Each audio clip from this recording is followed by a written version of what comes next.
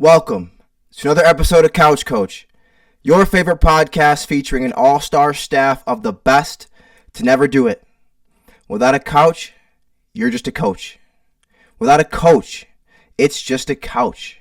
But with both, you're one of us. Hit that like button, hit that subscribe button, and if you got something to say, leave a comment. While you're at it, hit that notification button to make sure you stay ready for when we hit the airwaves at the very least 2 times a week, but it could be more. So stay tuned.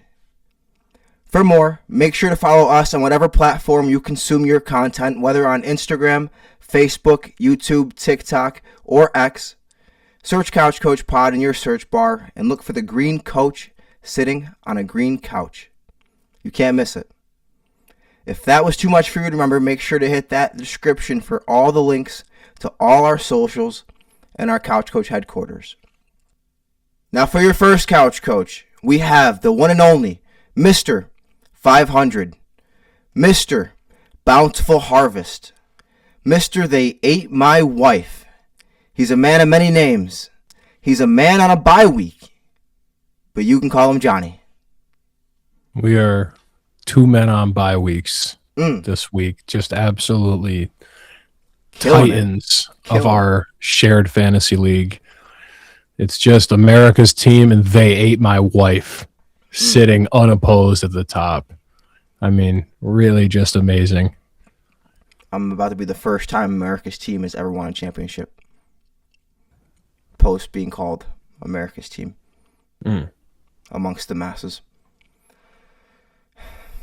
It's a beautiful thing. It's a beautiful thing. But listen, for your last Couch Coach, we have yours truly, founder of Omnipresence Productions, co-founder of the Couch Coach Pod.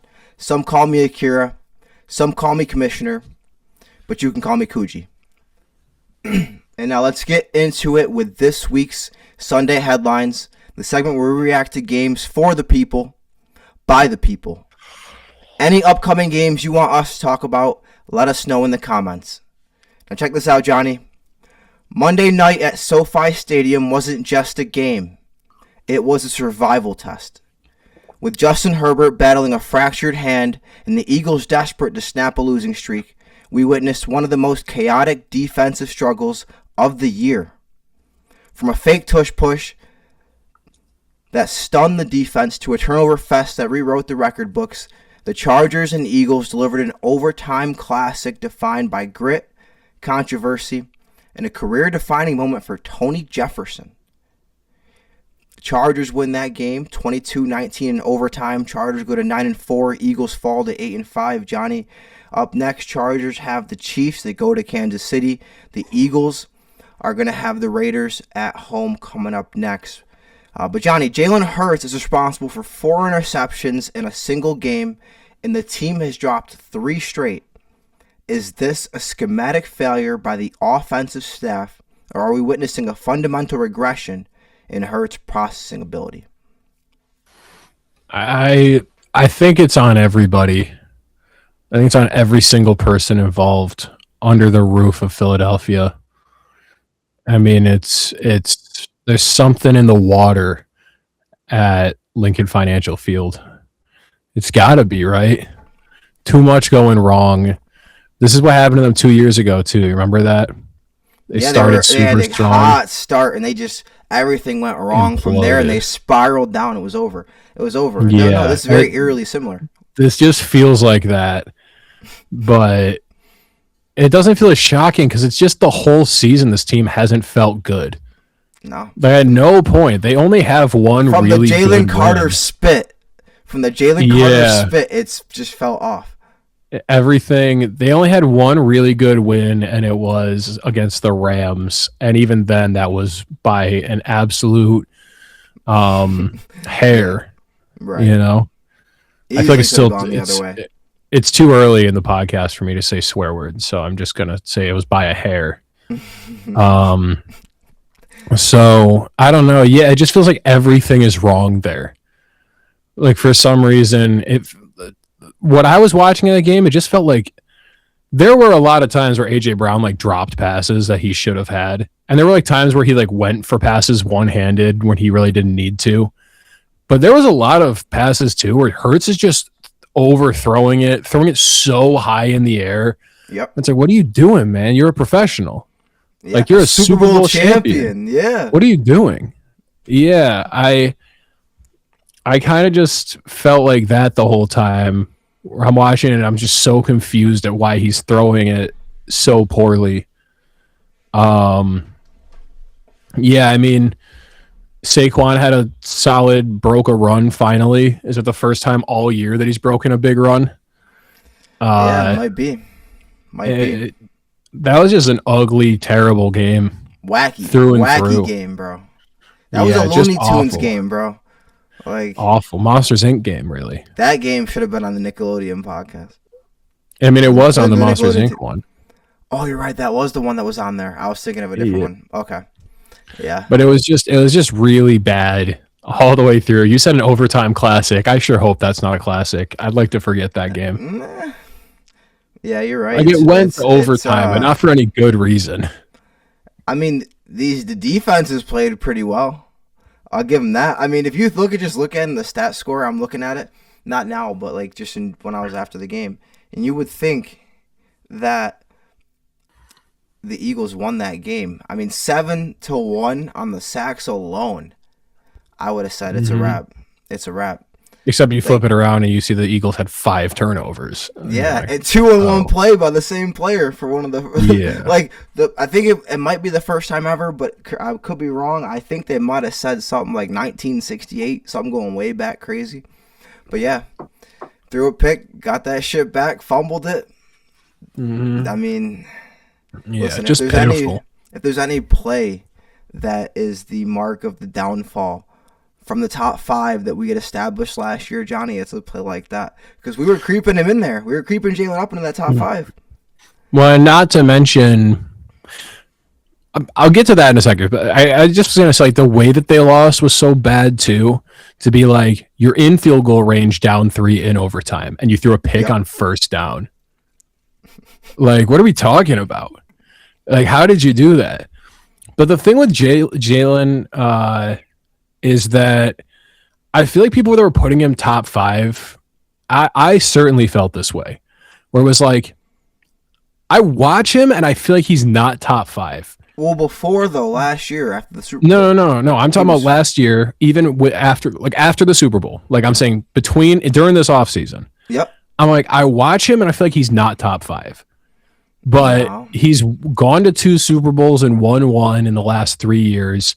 He has the best winning percentage of anyone not named Patrick Mahomes over that same course of time. That's going to go down. And he seems to turn it up in the biggest moments. And it was like, well, is it disrespectful for me to say that he's not top 5, even though I just don't feel like he is? Like, I watch him and I'm just like, But it's like, I think to be top 5, I've always said this, to be top 5, you have to strike fear in my heart. Right. For all the trash we talk about Haley's husband, he strikes fear in your heart. He's terrifying. Like, he just, like, during that Bengals game, they're like, the Bengals have him dead to rights. Not dead to rights, but the Bengals have a great opportunity to get the ball back and finish the game off. They have the Bills 3rd and 15. And Haley's husband just tucks it and runs for 17 yards. Untouched, no problem. It's like, that's just what he does. He's scary. I just have never felt that way about Jalen Hurts. I'm not afraid of him. I don't fear the man. And I don't know if there are 5 quarterbacks in the league that strike fear in my heart right now. But he's certainly not amongst them. Listen, brother, he might not even be in the top 10 anymore. Can you name 10 quarterbacks better than Jalen Hurts? It'd be tough. Really? Right now? Like, still? If you're doing like an entirety of what he's accomplished, if you're just going this season, yeah, sure, I could. But if you're saying like the entirety of what he's done, then no, I couldn't name 10 better. Well, listen, we're going to make you revisit some of them rankings because you were a little down on the boy Jordan Love. No love for Love. We'll have to get in that a little bit later. But yeah, I mean, listen, we talked about the offensive coordinator, and obviously that's a concern, right? But it can't all be on him. This just looks different. It just looks different. And when they're winning, they got their best players upset, and when they're getting their best players the ball, they're losing. So, and then on top of that, there's games they can't get those players the ball consistently. So, and they lose. So it's just they're done. If they weren't in the NFC East, it'd be a wrap. The Cowboys can still catch them too. They can, but the Cowboys helped them with that loss last Thursday. The Cowboys are only 2 games back. Right, but do you imagine if the Cowboys had won, though? They'd be putting the heat on right now. Because they don't play again. That's the issue with a lot of these divisions. These teams play 2 or 1 time over the next 5 weeks. Philly plays the Commies twice. The Raiders, the Commies, the Bills, and the Commies again. Are we confident in that? I mean, are we confident in that? We don't have it on the docket, so we can briefly. But like, bro, you saw the game, didn't you, bro? 9. Look what 9 did to them.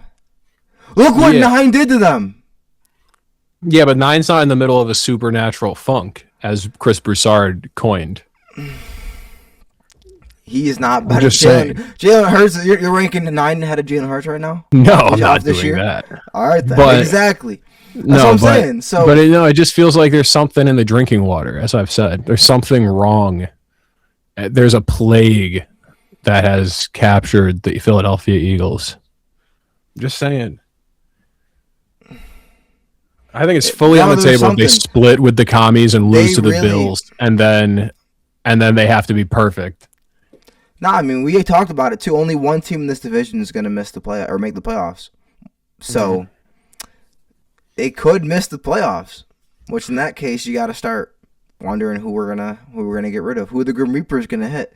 But no, yeah, it's Jalen Hurts is definitely he's regressed. Like it's like a CJ Stroud type regression from his first year to second year, except it's like Jalen Hurts. I don't even know, like 5th or 6th year to his 7th year or something like that. But the Eagles they got a lot of things they got to look out for, because even if they make the playoffs, this is like prime one and done. Like what they're doing right now, recipe for a one and done. So we'll see. But I wasn't a big believer anyway. I mean, I said a couple weeks ago. I mean, I thought the Giants were going to sweep them. They didn't, unfortunately. But they've been trending downward. Just like our friends the Colts. But we're going to move on, Johnny. We're going to move on. Because Sunday night at Arrowhead felt like a changing of the guard. The Houston Texans didn't just beat the Chiefs. They dismantled the aura of invincibility surrounding the former defending champs. With Patrick Mahomes battling a knee injury and a relentless Houston pass rush, the AFC hierarchy has been shaken. CJ Stroud and DeMeco Ryans sent a clear message to the league. The road to the Super Bowl no longer runs through Kansas City. And we've gotten so used to hearing them just winning Super Bowls, so defending just rolls off the tongue a little better, guys. But the Texans win that game 20-10. Texans go to 8-5. And what do the Chiefs fall to, Johnny? You already know. 6-7. It was fate. It was fate when that was a meme, bro. When that became a meme, it was fate. Yeah, 6-7. That's the first time I think ever that Patrick Mahomes has been below 500. Is that correct? No, I think he's been below 500 at different points. Well, I mean, at this point in the season. At this point in the season, certainly. I don't think he's ever had 7 losses. No, I mean, he's. We'll get into it. But I've been saying it for a minute, though. But Texans, they're gonna play the Cardinals at home. That should be an easy win. Chiefs are going to play the Chargers at home, and we'll see about that one. But Johnny, with Patrick Mahomes posting a career low passer rating, something like 19, and the team sitting at 6-7, do we finally declare the dynasty on hiatus, or is there a path for Andy Reid to salvage this season with 4 games left? No, this season's over. This one's done. It's cooked. As one of the biggest Chiefs believers that exist, the season's done. MVP for Mahomes still? No, what are you talking about? Yeah, somebody that picked the Chiefs to win the AFC and Mahomes to win the MVP, it's over. It's over. Certainly. Sorry to it's tell all you. done. They're not making the playoffs. It's over. It's done. If you had bet them every year for the last 8, this would be the first year that you'd been upset. Yeah, it would be. It's all over because for them to make the playoffs at this point, pretty much what needs to happen is they need to win out and the Chargers need to lose out. Because the division's That's over. Pretty much where out, it is baby. now. Yeah. Not lock the division, but kick them out. Yeah. That's pretty much what has to happen. I mean, there are other scenarios, but effectively the Chiefs need to win out and the Chargers need to lose out. Yeah. And do we even think the Chiefs will beat the Chargers this week? This one right here to make us think that. We can't. We'll get into that, Johnny. We'll get into that because that's a big one. That game's a big one. Honestly, that might be an automatic. We got to cover that one next week because that's going to be a big one. But I don't think they're going to win that game. If we're just like what have we seen to make us think they will? You know what I mean? The only thing that can make you think is just that Herbert's still injured. But they just come up short in every facet of the game. What are we doing here? It's over. Yeah, which we're not used to seeing. We're not accustomed. Fans who are like 18 through 20, they're like, what is this? Because we never saw this with Tom Brady. No, he had a couple. He had a couple years, but where he had the choked injury it. year, but he didn't. Nah, but Tom didn't have this. This looks bad, man. This doesn't just look bad for Mahomes. Like this looks bad. I mean, they'll still probably go like 9-8. They have a And just worse miss record the than the playoffs. Carolina Panthers. Yeah, and a way harder schedule. They have a worse first record place than the schedule. Dallas Cowboys. They have a first place schedule. They have a Super Bowl champion scare, a Super Bowl representative schedule. Chicago Bears. Brody, They all. I know they You do. just listed 3 teams that have last place schedules. Denver Broncos. They're clearly the better team. What are we talking about? You're right. You're right. I'm gassing on that one. But listen, you're right. The pissant Denver Broncos that I don't know made the playoffs last year with a 10-win team that made the playoffs last year. Sean Payton, baby. Here's the piddly little Denver Broncos. Here's all I'm saying though, Johnny. Here's all I'm saying. So I got you, but they have a first place schedule because they have a first place caliber team. Yeah, I think they're just old. And they're old and they rested on their laurels. And I think that when we can just keep doing what's worked for us, and it didn't work. And now they're going to have to really reevaluate everything this offseason. Yeah. That's all it is. A lot of players that they got complacent. A lot of players we've become accustomed to with the Chiefs. They're going to have to question whether it's worth paying them what they're paying them right now. Not to mention running back. That should be the first. I was just about to say that's going to be the biggest failure of this entire thing, though, is that they literally never addressed their running back. And they knew the whole season they needed one. The whole season, everyone could tell you don't have a running back. You need a running back. You've been saying this since week 2. You have the most predictable offense in the league. Yeah. And yeah, you need a running back, and you don't have one, and they never addressed it. So I think they got cocky. They were like, we're the Chiefs. We'll be all right. Now, mind you, their O-line was mega injured against the Texans, which doesn't help when it's against the best pass rush in the league. Yeah, but Herbert's though. So, I mean, Herbert took 7 sacks. I'm saying, look at Herbert's O-line though. So what's the excuse? I think it's just I think it's a lot of things. I think the Chiefs' defense is clearly not as good as it has been in the last couple of years. Chiefs don't have Murray and Hampton. Yeah, the Chiefs don't have a running back. Kelce is washed. Washed. That's a bold Kelce claim. sucks. You're on that right now? Done. It's Done. over. Pack it in. Over. Retire before it's embarrassing. You need to retire at the end of the season and just go marry Taylor Swift and live a good life and have your podcast and do commercials. Like, that's your life now. Have fun. You're a Hall of Famer. He's a friend of the program, bro. Bro, he sucks. He is not good anymore. He's not good anymore. He needs to walk away now. That's crazy. Yeah, it's done. So it's like, so the old guard needs to change. They need to get a running back. They need to like get their O-line gelling better because it's a lot of new pieces that clearly don't work well together yet. There's just a lot of. I think there's like 5 problems, bro. Like you just. Well, that's why I'm saying. That's what I'm saying. Like there was like 5 like small problems that by themselves wouldn't cause a collapse like this, but all of them together would. Right. It's like it's not like their defense is terrible. It's just not. It's like just average though. It's not the same. And it's not like their O line is terrible. It's just average. And they were like making those game-changing plays in the past. They're not making those anymore. You know what I'm saying? Like those plays where you go, the Chiefs are gonna dial in. They're gonna make them plays. Spagnuolo's gonna really dial it up with the blitz. You know, they're just not doing that no more. No. Like so, you can't tell it's a Spagnuolo coach defense right now.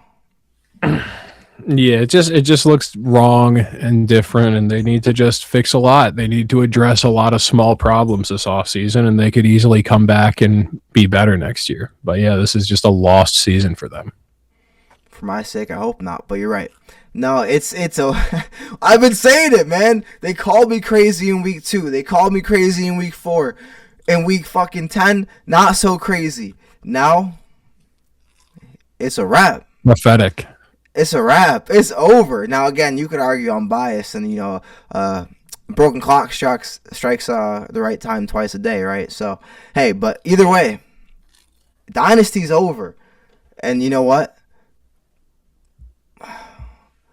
We're smoking that Chiefs pack. This is for you, Nick, right? It's for you, my buddy. For any audio listeners, Kuji is smoking crack right now on camera. We could put he that. Just lit up a crack. We could put a light. We could put a light to the Chiefs dynasty. It's over. Yeah. It's over. Yeah, he is lighting a torch on a crack pipe, smoking crack, and saying that that's the Chiefs pack. He has a bag of crack cocaine. He's holding it up, shaking it around. It says Chiefs Nick Wright. Pack on If you it. have, I saw you this week. I saw you. You were in the hospital bed. You're a little injured right now, but I hope you get better. If you have one of these on hand, save it for next season. You won't be lighting it anytime soon. Chiefs Dynasty, over. That's all I got to say on that. Oh, and thanks CJ Stroud for going crazy for me fantasy in the first half, and then the second half he didn't do shit. bro had like 20. He had like 22 points to finish with 20, bro. I was like, what the fuck? Let us not forget though that the Patriots after 2007 did not go back to the Super Bowl for 9 years. So or 8 years. Yeah, but 8 years they didn't go back. So, though, and we still consider Tom that didn't a look full. Like this though. Tom didn't look like this though. Pat does not. Pat's had 2 bad games this year. Oh, by the way, I'm smoking a black and mild. I'm not smoking no crack. He's had 2 bad games this year. This nigga's a crack. I was like, wait a minute. I had to hit me in a minute. I was like, wait a minute. Yeah. But anyway, what did he say? He's had like 2 bad games this year. Who? Patrick Mahomes. His team, though, bro. Right. His team, sure. We're not used to seeing this, though. Tom Brady was not like Pat Mahomes. He was not living in the fucking... It was not the same. It was not the same, bro. Tom was great, and Tom was great because of longevity. He's like the LeBron argument. Do you remember at this point in Tom's career, people didn't even think he was the best quarterback in the league? People thought Peyton Manning was, and that Tom Brady was assistant That's why quarterback. It's different. That's why it's different. So seeing this now, we're like, whoa. Mahomes has multiple MVPs. It's not about Mahomes games, bro. It's not about MVPs.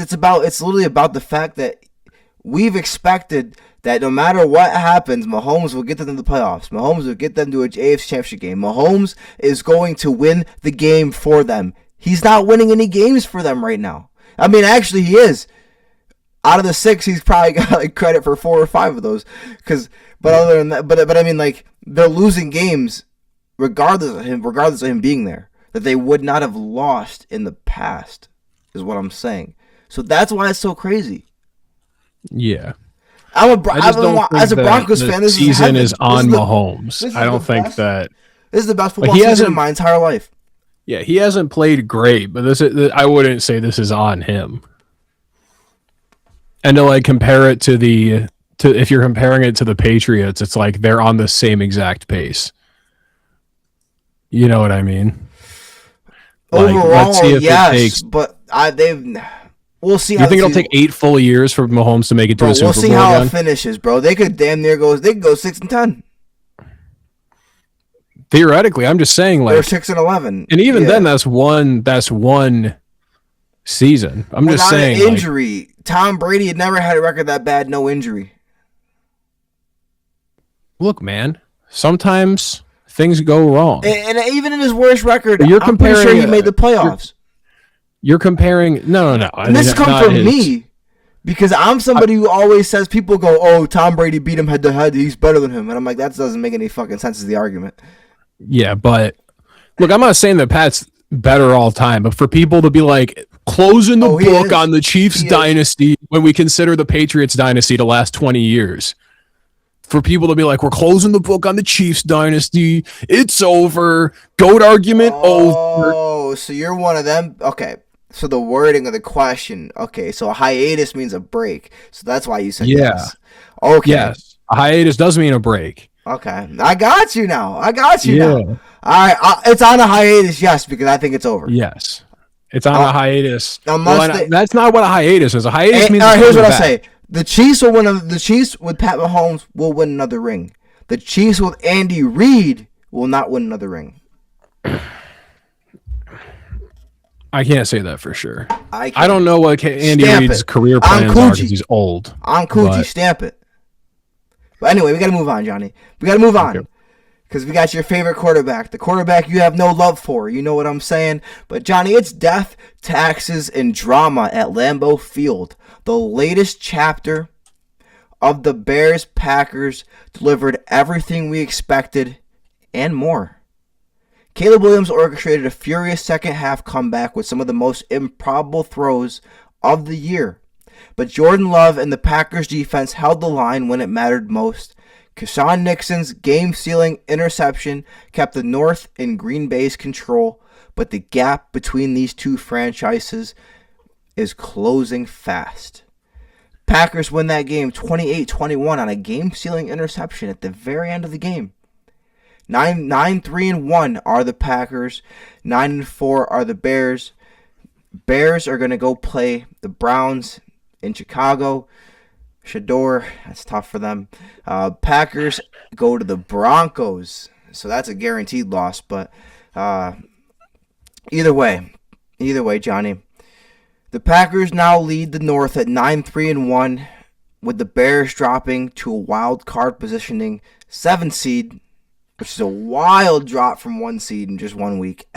How dangerous is Green Bay as a potential number 2 seed in the NFC? They are dangerous as long as it's Toyotathon. How long is that last? The second the Toyotathon is over, they are no longer dangerous. Does that last after December, after Christmas? Yeah, I think Toyotathon ends the first week of January. That's the thing, man. We're not talking about the same Jordan Love right now. They're surprising 9-3-1. Like, you wouldn't think they're 9-3-1 from how we've been talking about them. We're not talking about the same Jordan Love. This is Toyotathon Jordan. Okay, so this is the best quarterback to ever play football. So Jordan Love is not a top 20 quarterback or whatever you said, or 22, something like that. But he is a top 10. And he's top 10 in Toyotathon, though. Oh, Toyotathon, Jordan Love's the best quarterback in the league. What about Dak? Toyotathon, Jordan Love is the best quarterback in the league. Okay. Toyotathon, Jordan Love, look at the stats, bro. It's insane. During Toyotathon, he literally, over the past years of him starting, he is literally the best quarterback in the league during Toyotathon. It's so bizarre. Nah, you're right. You're right. Statistically, you're right.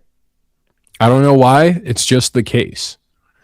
So, look, man, the thing with Jordan Love is that he does this every single year. This is why, like, people get so excited about him because he has this weird stretch in December every year that they make people think that he is this golden god coming down to usher in the next great dynasty for Green Bay.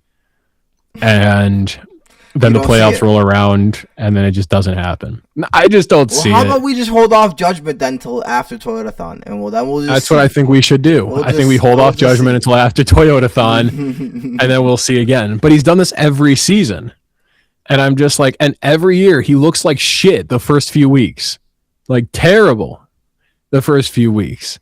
Yep. And I'm like, lost the Browns. like. There was the one week that he looked so bad that I got a little bit crazy, I'll say, saying that he isn't even top 16 in the league. That was maybe mean. Okay? Yeah, because he's probably 13 or 12. Dan Orlovsky said if you don't think he's a top quarterback, you're dumb. So, Johnny, what do you say about that? You know what, Dan Orlovsky? I don't think you're allowed to call anyone dumb. You ran out the back of the end zone. You're not allowed to literally call anyone dumb.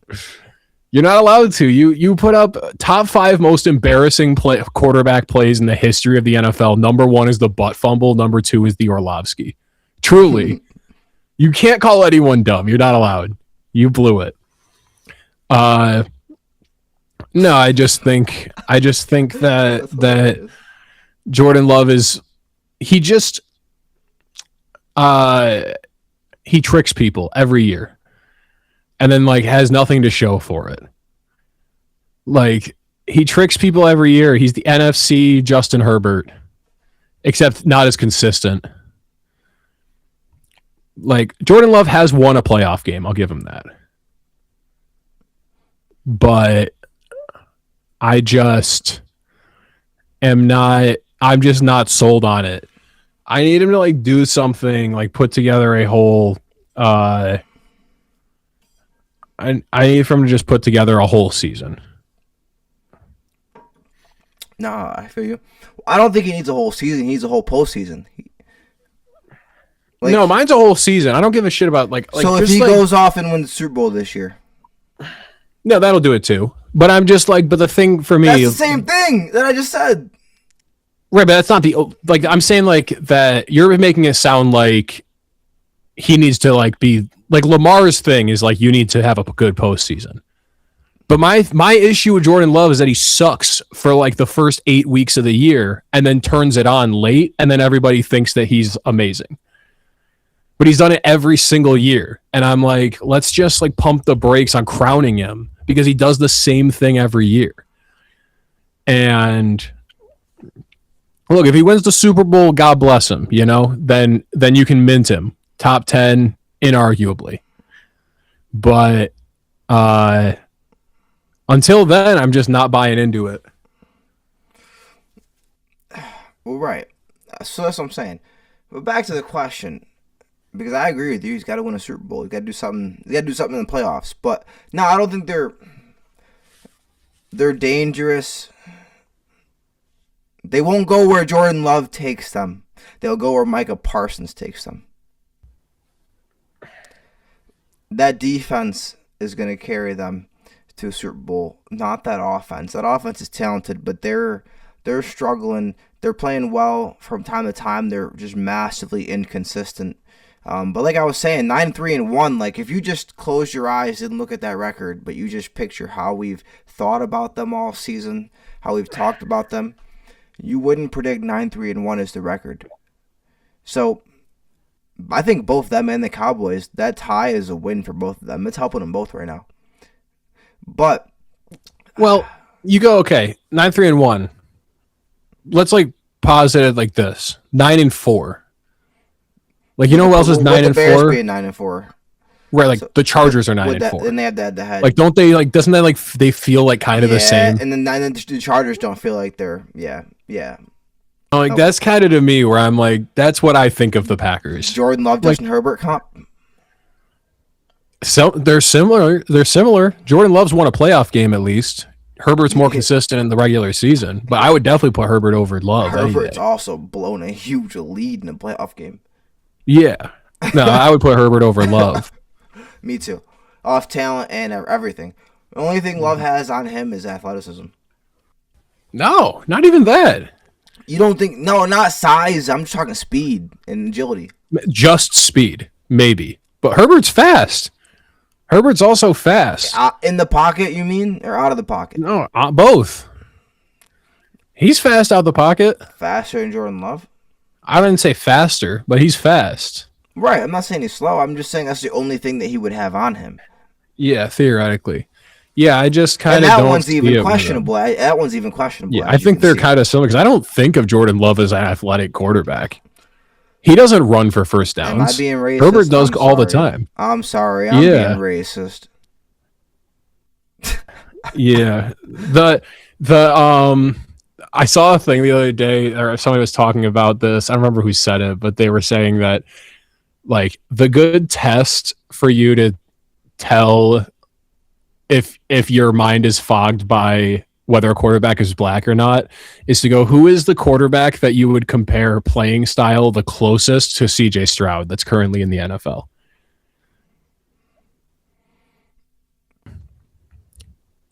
Like how they play. Because there is a great answer. No. It's Jared Goff. Oh. No. Jared Goff and CJ Stroud are almost equivalent players. They almost play exactly the same style of game. Awful. Get out. No. How are they different? He's way better than Jared Goff. CJ Stroud? They're about the same. Oh my. And even if I'm not talking about how good they are, I'm just saying like how they play the game. Like they're both athletically limited, pocket passing quarterbacks that when they get under pressure, they panic and make bad decisions. They can't make a play with their legs, both of them. But it was saying that like if you don't see CJ Stroud that way as like a very similar style player to Jared Goff, it's because he's black. That's the only reason you don't see him that way. By two black quarterbacks too. Right, I'm like CJ Stroud plays almost the same style of game as Jared Goff. I mean, you do. I mean, even as a African American myself, you kind of just like, you know what I'm saying? I'm playing Madden, I'm building a franchise. Now, I'm not gonna lie, I'm picking black quarterback because I'm usually trying to pick a quarterback that can run. But that's CJ Stroud's not a quarterback who can run. But that's also kind of the same thing, though. Like I'm doing it in a way that's like, oh, I want the black quarterback, but it's still kind of the same concept. Yeah, it's like you know, not saying he was good, but like it's kind of similar. Like Jamarcus Russell couldn't run, like he was a pocket passer. So you know what I mean? I'm like being racist, Justin Herbert too, because I'm assuming he can. Justin Herbert can run. Justin Herbert is a much better runner with the football than CJ Stroud. I'll give him this though. If I'm giving him on a danger scale, 1 to 10, right? Like 1 making no noise, 10 they're real frisky, can get real dangerous. I'm giving him. With outstanding defense every game, I'm giving them like an 8. But you're saying what? On a dangerous scale at the 2 seed. You're who? The Packers. You're saying the Packer. Okay, sorry. I thought you were still talking about CJ Stroud. No. Back to the question for the Packers. Because we already proved the point. I'm racist. Move along. So for the Packers, 2 seed, I'll give them an 8 if the defense can play 4 phenomenal games. But if that defense is average, I'm giving them a 3 or 4. I just think that every team in the NFC, except maybe I can't even say that. I think every team in the NFC would give the Packers trouble in the playoffs. Right, if I'm any team in the playoffs right now, contention, and I play the Packers, I don't go, oh, I'm worried about them. Like, I'm not up at night about anything. I mean, Micah Parsons, but, like, the thing about Micah Parsons is, like, he's going to get his, but, like, you could argue, does it affect the game? Like, sometimes. Are they game-changing plays? Where it's, like, leading to wins directly? There's sometimes he's closed out games with insane sacks. I know the Dak Prescott one. Yeah. He's had a handful, but I'm like, to me, man, like I feel like what I've seen from the Rams and the Seahawks is way they would throw over more threatening than anything I've seen from the Packers. And the way they play, it almost neutralizes the pass rush. Yeah. I'm like, I think the team Sam Darnold has those games every now and then, so we'll see. That defense is so good, though. Like, I just wouldn't be shocked at all if the Seahawks come out of the NFC. Yeah. Would not be shocked in the slightest. They might be when we do our postseason picks. My pick might be the Seahawks out of the NFC. You know, it's probably the craziest thing. I just heard a noise. What if somebody broke into my house while we were shooting, bro? That'd be funny. I just gotta lock the door and keep on going. Nothing I can do. They got about an hour and a half. They just have at it. I go, no! You better stop! You better stop that right now! Johnny, you better start screen recording or something. You're recording, nigga. What am I gonna do if they break? I'll be dead on live. Oh yeah. You're right. No, I wouldn't be actually. You're right. You better stop. Well, no, you better stop it now. They wouldn't get me. I would lock the room. There's a lock on my room door. I got the flash on. I'm recording. The craziest thing, I've never had it's like a deadbolt lock on this room door. So I just locked the door, and look at that shit. But they'd be able to steal all my stuff downstairs though. This just picking up the light like an astigmatism. That's crazy. Beams coming off that. They're blinding the people. Now they're in heaven because the Chiefs are 6-7. But anyway, so I think I'm not worried about the Packers. That's all I'm gonna say on that. Me too. But that game was crazy. I'll say this: the people deserved this game. The NFC North deserved this game. The Bears lost this game, but they deserved this game. This was a great game. This was one of the games. Yeah, it was fun. This was the game of the week, quote unquote. Like they do that shit beforehand, and honestly, sometimes the game they put is not the game of the week when it turns out at the end. But like that was one of the games of the week. It came down to that last play, and you could argue if Caleb Williams should have threw that ball. I think sooner. he threw a bad ball, and Kmet ran a bad route. I think both of them were at fault for sooner, that. and he could have. He could have threw it sooner, and he could have threw it to a better spot because he had another 5-10 yards to the end zone still to the left. Kmet slowed down crazy on that route. Like if Kmet kept moving, he could have caught that ball. But if you throw it ahead of him, though, you're kind of make him run faster. You know what I'm saying? Yeah, it was just a bizarre play. Like it was a good play, but it was just like it just didn't work. I don't think I've seen people give Caleb a lot, like the lion's share of the blame on that play, and I'm like, no, it's not every time I watch fault. it, you just watch like Kmet just slow down. He has like a yard on Nixon, and then he slows down, and Nixon gets in front of them. Yeah, no, and Nixon's not a bad corner either. But it was a fairly even game. I mean, about the same amount of yards. Yards per play was a little bit more with the Packers because obviously Jordan Love took more shots. But 8 of 16 on third down for the Bears, but 7 of those conversions were in the second half. So coming back second half, 8 of 12 for the Packers though, so super efficient. It was a good game. It was a good game, but the opposite of what you usually think with that division. With that division, you think like real like, you know what I'm saying, like those defensive battles. But this was it wasn't a high scoring game, but the offense was doing their thing. So, It was a good game. But, Johnny, snow falling in Orchard Park, 2 MVP caliber quarterbacks, and a scoreboard that wouldn't stop climbing. Bills versus Bengals was an instant classic. Man, we like this word, don't we? Josh Allen and Joe Burrow traded blows for 60 minutes, combining for over 500 yards and 8 touchdowns. But in a game defined by offense, it was Christian Bedford's electrifying pick 6 that flipped the script.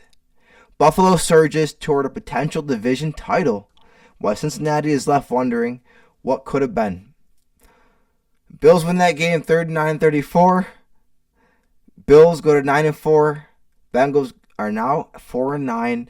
Bills now go to the Patriots for a chance to gain. Now this is a 2-game flip because it's the head-to-head, and it'd be a game up, and they don't win a game that week. That's a 2-game flip, maybe 2.5, 3-game flip. You look at it. So, and he's just saying fake number. He gets into 3-game flip actually.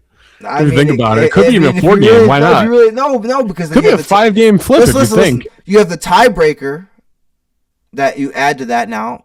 You get a win, and they can't get a win. Yeah, but it's not a tiebreaker. Like they would just split the season. Right, but there's tiebreaker goes deeper than that when you split though. So like that adds to the count. Yeah. But either way, Bengals are going to play the Ravens. Now, Johnny, the Bills have won consecutive games and the offense looks unstoppable. With the rest of the old guard of the AFC stumbling, is Buffalo now the definitive team to beat in the AFC?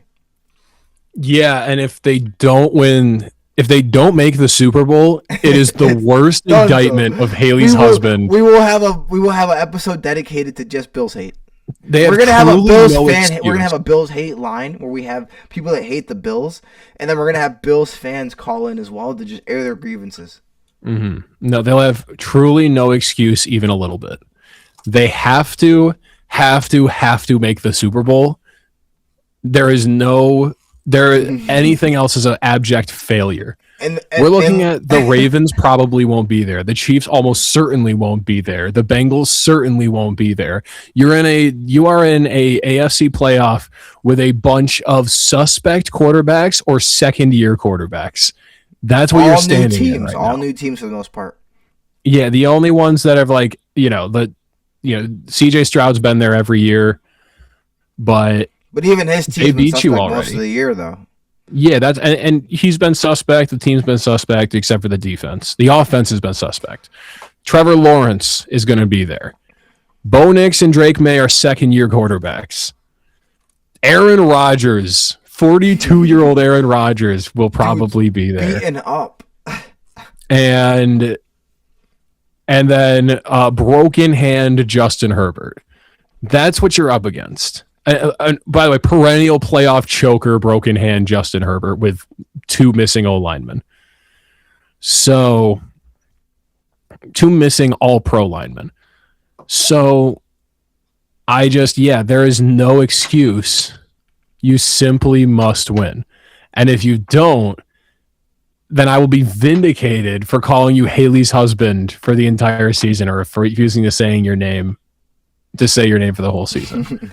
Now we won't even say Haley's husband. We'll just go the quarterback for the Bills, and we'll just give a moment of silence, and then we'll keep talking. It'll be like, yeah. Now we will have a literal. I'm telling you right now, if the Bills, especially if they're one and done, we're having a episode that'll be dedicated. Really embarrassing because if they're one and done, that means likely they lost to the Steelers. That's really embarrassing. Yeah. Yeah. I mean, in all likelihood, it'll be the Bills in the 5 seed and the Steelers in the 4. Be hilarious. I'm rooting for it. Hold on. Oh, I'm gonna go. Oh, you can't go to that game with me. Fly up. I could theoretically. We'll report live from Couch Coach. Fly up. I'm serious. If they play and you fly up, tickets are on me. Isn't the first week of the playoffs? Oh, no. For the bye week, it's going to be like January, like second week of January. Yeah, it'll be the second week of January. Because I'll already be up there the first week. But nah, that's the wild. Well, wait a minute. Nah, because the last week of the season is the first week of January, isn't it?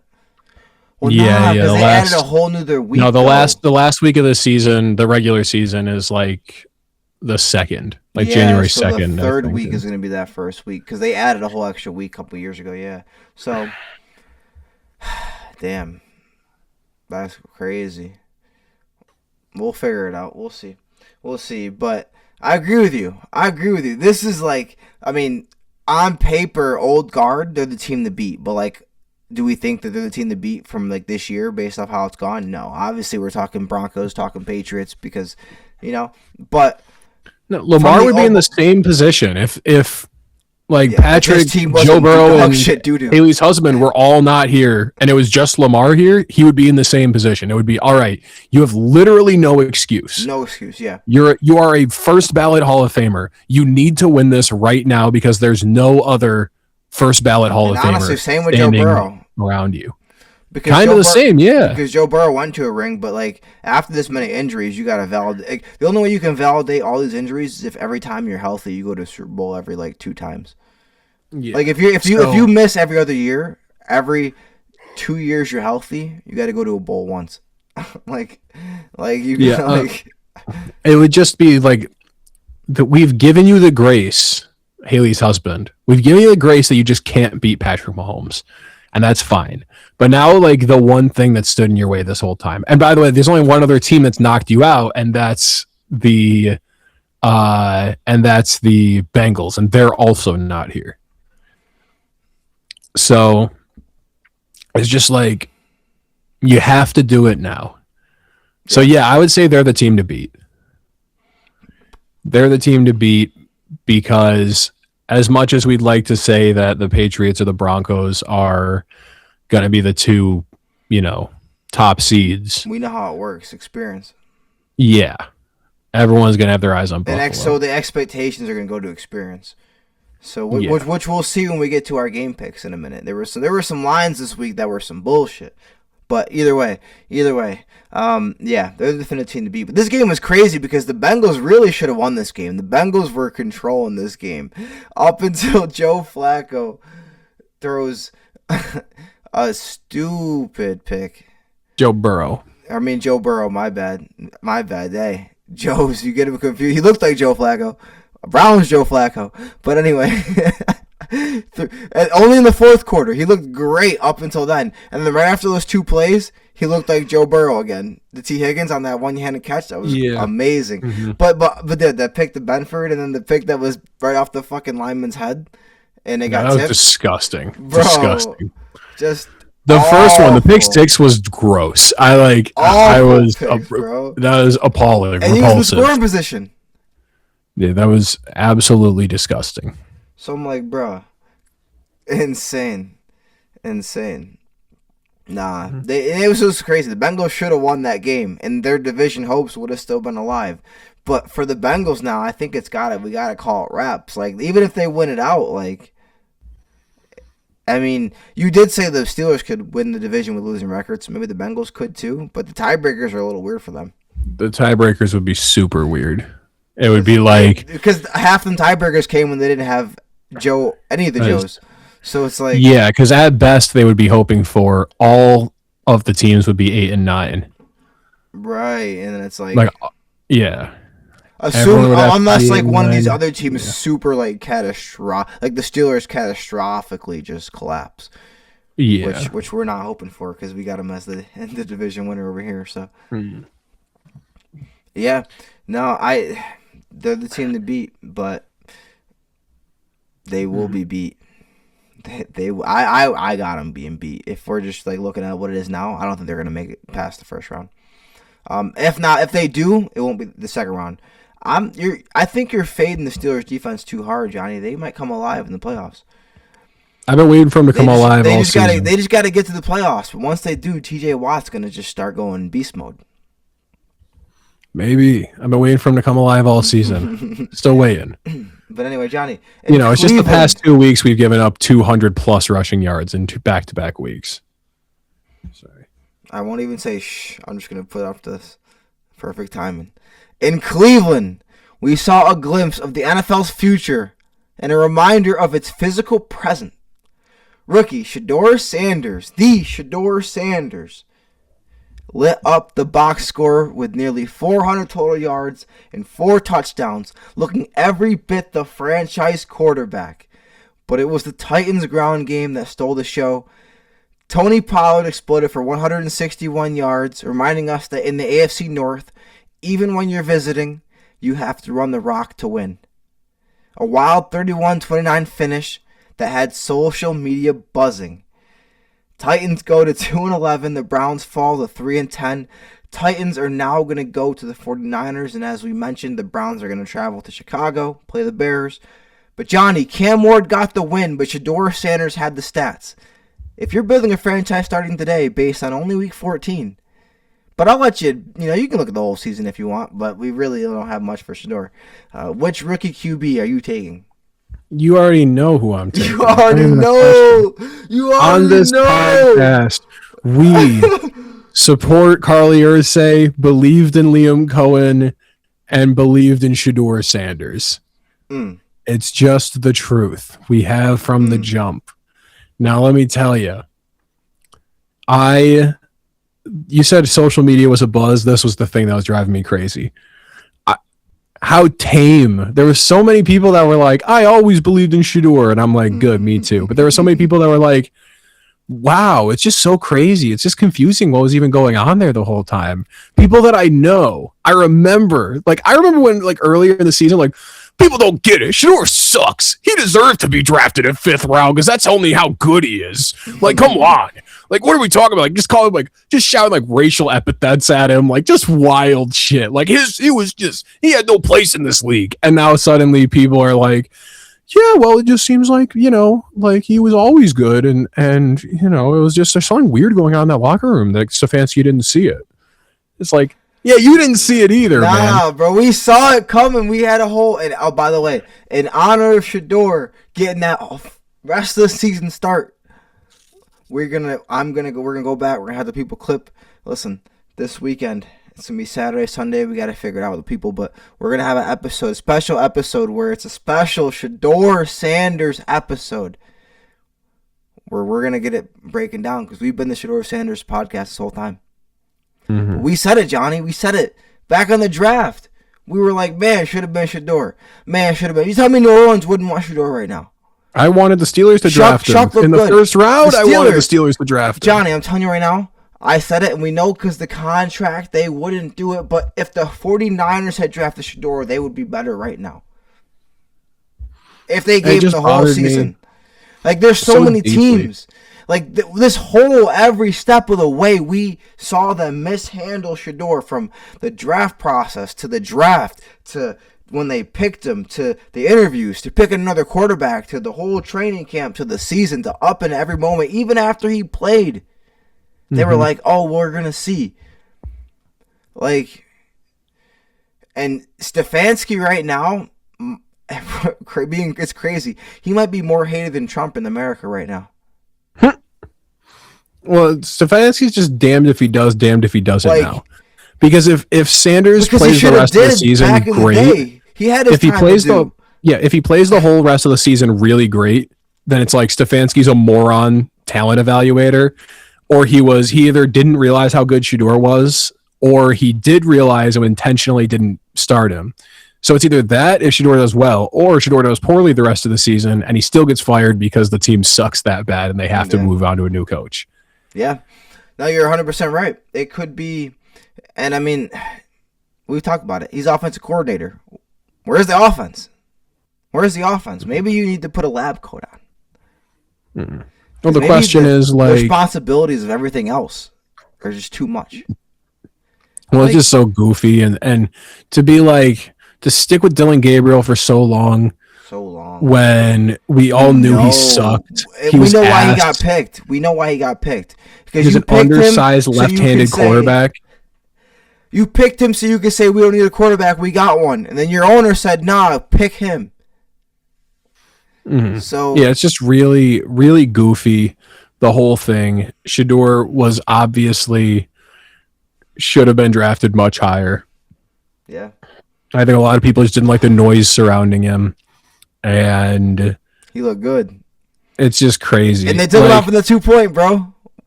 What do you think? Yeah, that was just boneheaded. I hate the idea of doing a wildcat on a 2-point conversion specifically. If you're at like first and goal at the 2-yard line, then whatever, do wildcat. Who cares? But on a 2-point conversion, it's really dumb because the whole point of a 2-point conversion is you have to make the defense think anything can happen. So when you line up wildcat on a 2-point conversion, it's like you're pretty much just telling the defense this is a running play, no matter what. Right. And if it's a pass, if we pass it, it will be an ill-advised, poorly thrown pass. Like, I just don't get it. Like, just line up in like a standard, like I formation or whatever. Like, what are we doing here?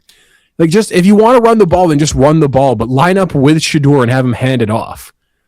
Because you've taken the element of surprise and the element of keeping the defense guessing completely out of it when you line up in the Right. Wildcat on second 2-point conversion. They It's just know really a he's silly not about play. to throw that ball, and he did. So like anything can happen on that play, just not anything good. Yeah, he threw the ball. It was just a crossbody throw 20 yards away from the end zone. Straight to like, two what are we defenders, talking bro. about? Straight into two defenders. When I saw that throw, I immediately went like, oh no. Because when I first saw the play, I go, oh, he might still make it happen and we can salvage this. And then it was like, oh. Wildcat has its place on the goal line, but not on a 2-point conversion. Not for the win, That's bro. just stupid. Not for the win. Yeah, not on a 2-point conversion for the win. You've just taken all the element of surprise out of 2-point it. conversion, like the first quarter, second quarter, early third quarter. All right, cool. For the I win, don't like it at all for a 2-point conversion. It's just silly. I mean, I don't like it ever, bro. I'm not gonna lie. So they say, okay, fans want to be like, oh, Madden's not real. I'm telling you right now, there are 2 coaches in the league right now who got their fucking claim.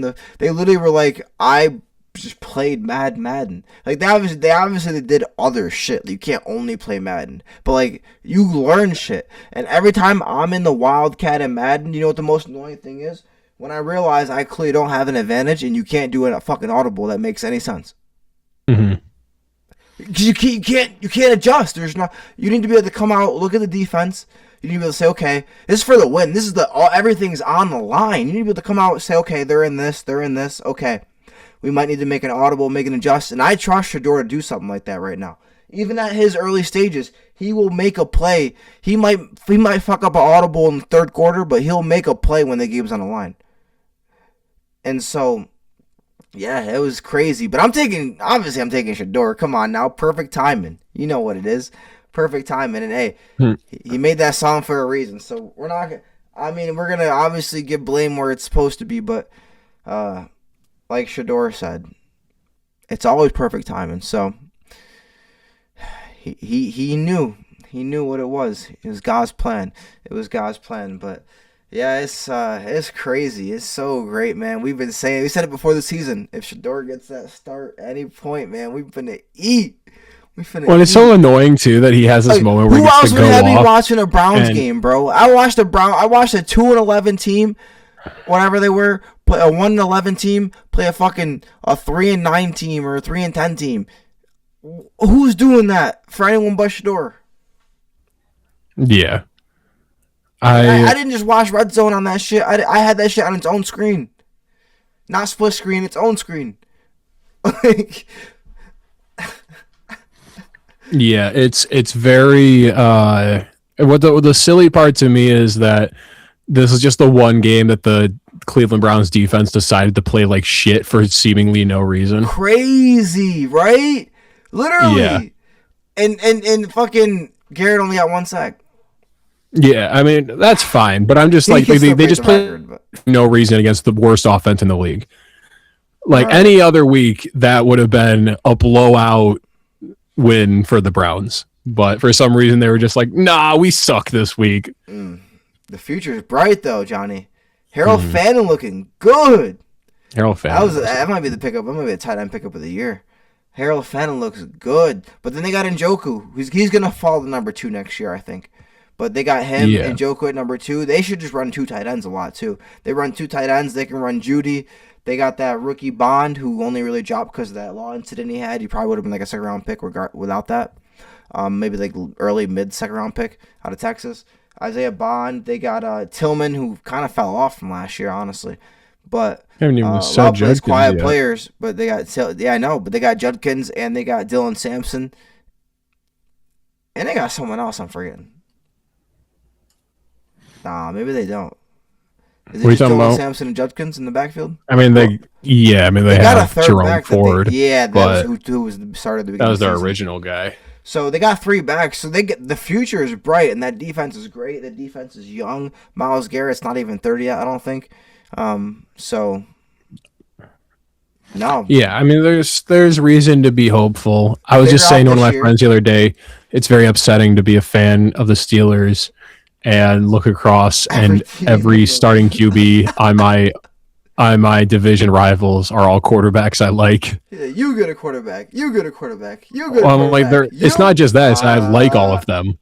I like all of those quarterbacks. Against them like that. Yeah, I've liked Lamar Jackson since he was in Louisville. Your team's success directly impacts their careers.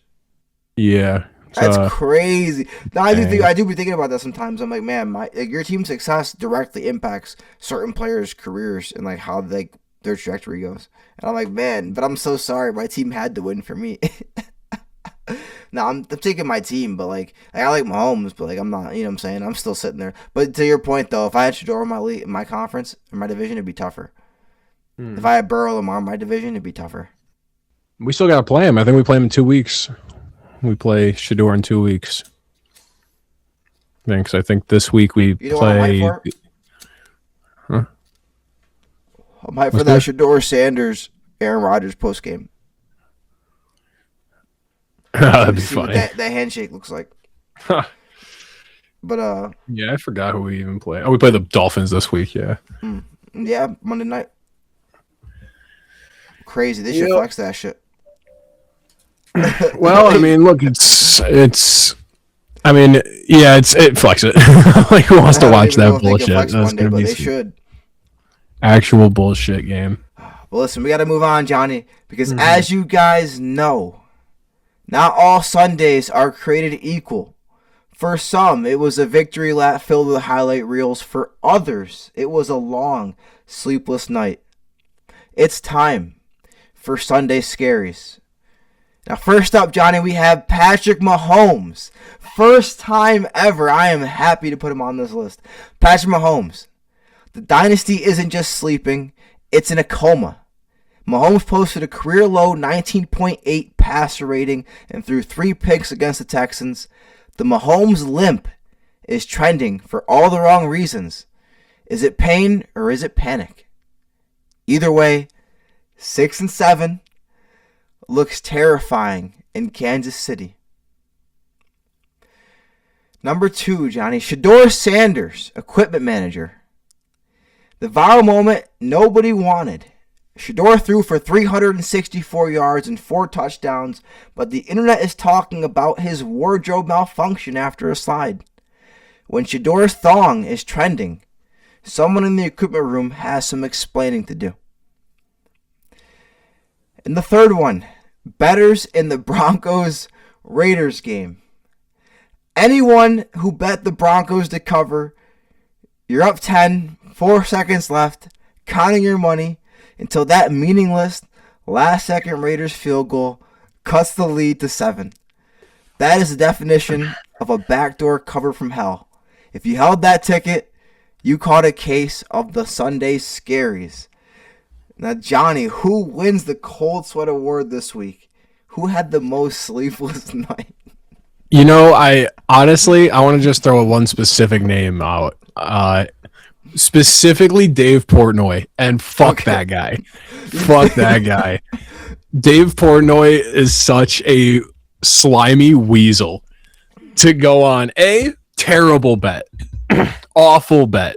You had the Broncos minus 8.5 in a division game. You're insane. Why would you bet that? That's crazy. The Broncos are not blowing people out this year. I don't know if you watched any Broncos games. They haven't been blowing people out. No, they're winning a lot of It was a complete game. Like the score, it was wider than the score showed, but they don't blow teams out. No. So I'm like, that was a terrible bet anyway. Like, if you bet that, you're just dumb. But for Dave Portnoy to go on the internet and openly call for the murder of Pete Carroll is insane. And I hope he faces some repercussion for that. Because that's crazy. He literally said murder Pete slander? Carroll. What? He did. It's like slander, isn't it? Like, no, it's not slander. It's calling for violence against someone. That's like a completely different. Like, slander is like a civil crime. In relation to saying that he fixed the game, or not fixed the game, but like he was like trying. Yeah. That is slander. Yeah, but literally calling for his murder is crazy. Like a guy with a blank. Instagram, bro. None of the social medias bleeped that shit out. They didn't take that shit. Maybe they took it down after, but I saw it like a day later. Yeah, I'm like, dude, he's just such a slime ball. I cannot stand Dave Portnoy, bro. I want Dave Portnoy to fail at everything. I cannot stand this guy. Dave Portnoy, he's a Michigan fan. Before you get your answer, Johnny, in Michigan, That's a sleepless. Had some breaking news. They're gonna be an honorable mention because even when we'll get into this later because I'm gonna go off my tangent at the end. But even when Ohio State loses, we keep on winning, baby. Because I mean, that being said, prayers to everyone affected. But Michigan State. Prayers to the very real people affected by this man's actions. Michigan, bro, fired Sherrod Moore. We see the headline and I go, oh, that nigga lost. He got fired because his team is booty. And then I said, oh, he's got arrested. 2 hours later, he's in cuffs. Holy shit. Oh, and that's right after 2 days ago, Dave Portnoy said, I'm not giving $1 to Michigan no more. He said that if the quarterback, he'd be stupid to try to renegotiate his NIL, which he would be because he fucking played. He threw 9 touchdowns, 5 picks this year. I go, homie can count on 2 hands how many TDs he threw this year. And he's getting $20 million a year. He left LSU to go to Michigan for $20 million. He said if he renegotiates, I'm out. And Dave Portnoy says he's done giving money to Michigan. And I'm like, I wonder now if it's more to do with that, and he might have got some news before we all knew. Then it has to do with the quarterback, and he's trying to distance himself. Everyone's gonna distance himself. But this is like terrible for that person. But as a Ohio State fan, oh man! As soon as I get off here, I'm about to hit the comment section on all these Michigan fans. I'm telling you, SBS Coogee, find me in the comments. All the Michigan Twitter, Michigan pages, Brady. We're going deep tonight. I'm gonna be a late night. But Johnny, Cold Sweat Award. Back to the question. And Dave Portnoy, if you got to finish that. Give it to Dave Portnoy. Fuck that guy. Dave Portnoy. Because I hope he's at least sweat a little bit that maybe he's under some fire. Maybe Fox is mad at him. Maybe someone could be mad at him. I hope he gets in some hot water for calling for Pete Carroll's death. He needs to. I'm also going with Dave Portnoy. I mean, I'm going better than the Broncos game, but I guess that's like by default Dave Portnoy because he's the most notable one. Now you're right. It's stupid. It is a really bad beat. I'm not taking it away from him. No, it is. Did you see what happened? There was a delay game. There was a weird delay of game call. They went up the fucking. They literally ran up to intentionally stop the clock to get a field goal. That was what was crazy to me. Yeah. I saw that happen live. I said, "What the fuck are they doing?" I'm like, it's just one of those things where it's like, what are you gonna do? Like, you try to kick the field goal. Because maybe you kick it 4 seconds, and there's no time, bro. Like 40 yards, you got to go a yard per 10 seconds. It's one of those things where it's like or 10 yards you per kick second. it, and maybe there's 1 second left on the clock when you hit it. You can't even advance onside. You might, but the clock won't run on the onside. The clock doesn't start running until somebody on the opposing team takes it out of the end zone. So, like onside goes, you could, you know what I'm saying? It's like one of those things where it's like, yes, probably they're not going to win. 99% chance. I think win. On the field, outside of betting, it was just kind of questionable. It was like, it's just one of those things where it's like I said, it's like where are you going to go home if you have 4? It's like if you have 3 timeouts and there's 30 seconds left. You know what I mean? Or like 2 timeouts and there's 30 seconds left. Okay, let's go. 2 timeouts. There's 30 seconds left. You still are going to call both your timeouts because maybe they'll fumble the snap. You get what I'm saying? Like you just do it. You just don't want to. You want to end in good fashion, end in a good momentum. Yeah, like anything can happen. We've seen people fumble and it can the build snap for the next game too. It can build, and you never know too. I mean, for them they can't, but for future practice, tiebreakers and point differential matters. Yeah, you're getting extra reps for your kicking team. Like, who cares? Like, I don't know. And I guess point differential matters for us too sometimes. So I guess they could be trying to hurt us more. But either way, yeah, I got better than the Broncos game too, and Dave Portnoy by default for everything going on at Michigan. Unfortunately. And then the betters in the Broncos Raiders game, he bet on them. That was bad. I didn't bet on them. I don't bet on anybody, but I wouldn't have bet on them if I was. I hope one day I can fight Dave Portnoy. Johnny, is anyone losing their job this week? Not this week, but Kevin Stefanski, it's over. Over? You're calling damned if he does, damned if he doesn't. It's over. Listen, if he is back next year, I think they'll burn that stadium down. Yeah, it's over. I think that team is now completely a fan-controlled team. Like that fan-controlled league, that's the fan-controlled team. Like whatever the fans want, Jimmy Haslam is going to concede to. Yeah, how can you trust him at this point? You have to give it to the fans, bro. Those fans have been there for booty cheeks all fucking their entire life. There are fans that are gonna die, and they're gonna be like, "Thank God we saw Shedeur." You can't trust Stefanski's judgment anymore. After this, it's too embarrassing. No. You rolled out back to truly KC. the worst quarterback we've seen this season, worse than J.J. McCarthy. He needs to go back to Except KC for Matt and his Brosmer. reputation Matt there. Brosmer is worse than Dylan Gabriel. Yeah. But Dylan Gabriel, I think, is the worst like actual starter we've seen rolled out this year. Yeah, which is saying something because we've seen 9. Yeah, so it's just like if that's how poor your judgment was, Stefanski, then it's over for you. It's done. Go off and be an O coordinator for Sean McVay, and you'll get a new job in a year or two. But it's over for you now. Yeah, and Cleveland for sure, it's over. But not everyone caught a case of the Sunday Scaries, Johnny. Not everyone was in danger from the Grim Reaper. In Week 14, we had one player who went to bed with a smile on their face, guys. Your NFL, Week 14, sleeping all right tonight nominee is Tony Jefferson, safety for the Chargers. That's so Raven. Tony Jefferson literally predicted his game-winning interception the night before. He told his teammates he'd get a tipped pick, and he delivered in overtime to seal the deal against the Eagles. Veteran instincts meet psychic powers.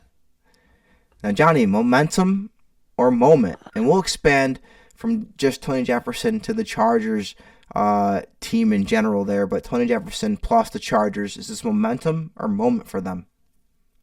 Moment. I still don't believe in them. I'm going moment as well. I don't believe in them either. For good reason. They got a quarterback. Yeah, we've spoken on this ad nauseum. A good quarterback. I don't feel any differently about that team. They got a quarterback that is easily a top 10 talent, but we don't believe in, and has a broken hand. So, and a terrible line. So, what does that add up to? More hits. Yeah, no, that's a moment. But it's a good moment. It's kind of cool. He's talking to the same player. He told the player that tipped it to him that he was going to tip it to him, and that's actually what happened. They might have did that shit on purpose, though, because honestly, I do think there's like a 10% chance you can do that shit on purpose if it just lines up right. He could have just took the pick, probably. He might have just tipped it. But either way, check this out, guys. It is time for Couch Coach of the Year, where we determine which coach is crowned Couch Coach of the Year through weekly picks. If you think you can beat us, submit your picks for the following games by the start of Thursday night's game for a chance to be featured in a future segment. Now, Johnny, we have some work to do because last week was god-awful. We picked the same for most, and we had 2 ways it could have went, and it went the way we were hoping it didn't go. But you were 1-6 last week. Your worst record of all time this year. My bad, this year. And then I was 2-5. So I did not add to our record. You did not add to our record, but I subtracted from my record less than you. How's that? Pretty good. I am now 27-39 on the year. And Johnny, you have fallen below 500 at 31-35. I gotta get that right. Yeah, 2 really bad weeks in a row. That's the rough. only one you got right was the Duval. We both got Duval, and then I got the Chiefs. Yeah, the Chiefs, Texans. But then we got the rest wrong, the Shedeur and everything. But we are 62-78 combined. So we went from 2 games behind 500 in the race for 500 a couple weeks ago, Johnny, to now we are 16 games behind 500. We both need a perfect 8-0, so we got to pick the same teams this week. We're going to either be 16 games or 32 back. We're picking 8 games this week? Yeah. Oh, man, okay. Yeah, well, because I did the lines, but then there were 2 games that were like bigger lines, but like really good games based off records. So, all right, let's do it. Yes, sir. First game, Johnny, week 15, we have the Bills at the Patriots, and they are giving the Patriots a 1.5. Disrespectful. But this is as of today. On Wednesday, approximately 8 a.m. Hey, I'm nothing if not a Haley's husband hater. Give me Drake, Maye, and the Patriots. I'm going Patriots too, baby. Come on now. This isn't on purpose. This isn't so we can get the same 8-0. This is because Drake Maye, I believe, It's because we're a Bills hate podcast. Maybe it's May believe.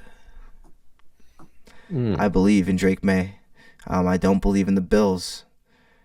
You know what it is, and that line is downright disrespectful. I would take the line in this game if I was a betting man. 1.5 and the Patriots, yeah, home dog. But Packers at the Broncos, and this is also a downright. This is even more disrespectful. They are giving the Broncos 2.5 points at home against the Packers, which is. I won't even get into it. But who you got, Johnny? The Broncos. I'm going Broncos too. This is crazy. 2.5 points at home. That's a 5.5 point with the home swing included. Jordan Love against that defense. It is Toyota-thon Love. But I don't care, Troy. It's Nick Bonito love today. I'm going with at least 2 sacks for Nick Bonito, at least 5 sacks for that defense, at least 1 pick by Pat Surtain. 2 picks by the defense. Yeah. You know what? I'm sorry. You're gonna hate me. I want to change that pick. Because Toyota-thon? Because of Toyota-thon Love, and because I think that the Packers receiving core is uniquely qualified to beat the Broncos because they don't have a number 1. Riley Moss. Oh my God. And Jaden Reed's back. So right. I think you got the Packers. Yeah. Give me the Packers, yeah. Johnny's got the Packers, guys. You heard it here first. I got the Broncos. Give me the Broncos. Okay. We have the Ravens at the Bengals, and they are giving the Bengals 2.5 points, Johnny. Didn't they just play each other, and it was very obviously the Bengals were the better team? Give me the Bengals. I'm going. I'm gonna need to see Lamar play well once before I have any faith in the Ravens post this Lamar injury. Like post Lamar injury, he's just not looked the same. He hasn't looked good, and even against the Steelers, he looked really shaky. I'm really glad that I have a bye week this week because I have Lamar in our league, and I have to make a decision going into next week. Am I starting Lamar or Jackson Dart?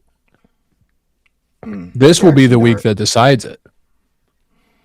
Like, I want to trust Lamar. Defense, so I mean, well, this week it doesn't matter. Who cares? It's a bye week. Right. Well, you get a chance to see though, so that's nice. Right. That I get to see is they're both playing terrible defenses. Jackson Dart's playing the commies, so I get to watch and see who's going to play better against a terrible defense. And then I get to decide for next week. So it'll be fun. Give me the Bengals. Give me the Bengals as well. Joe Burrow's been looking good.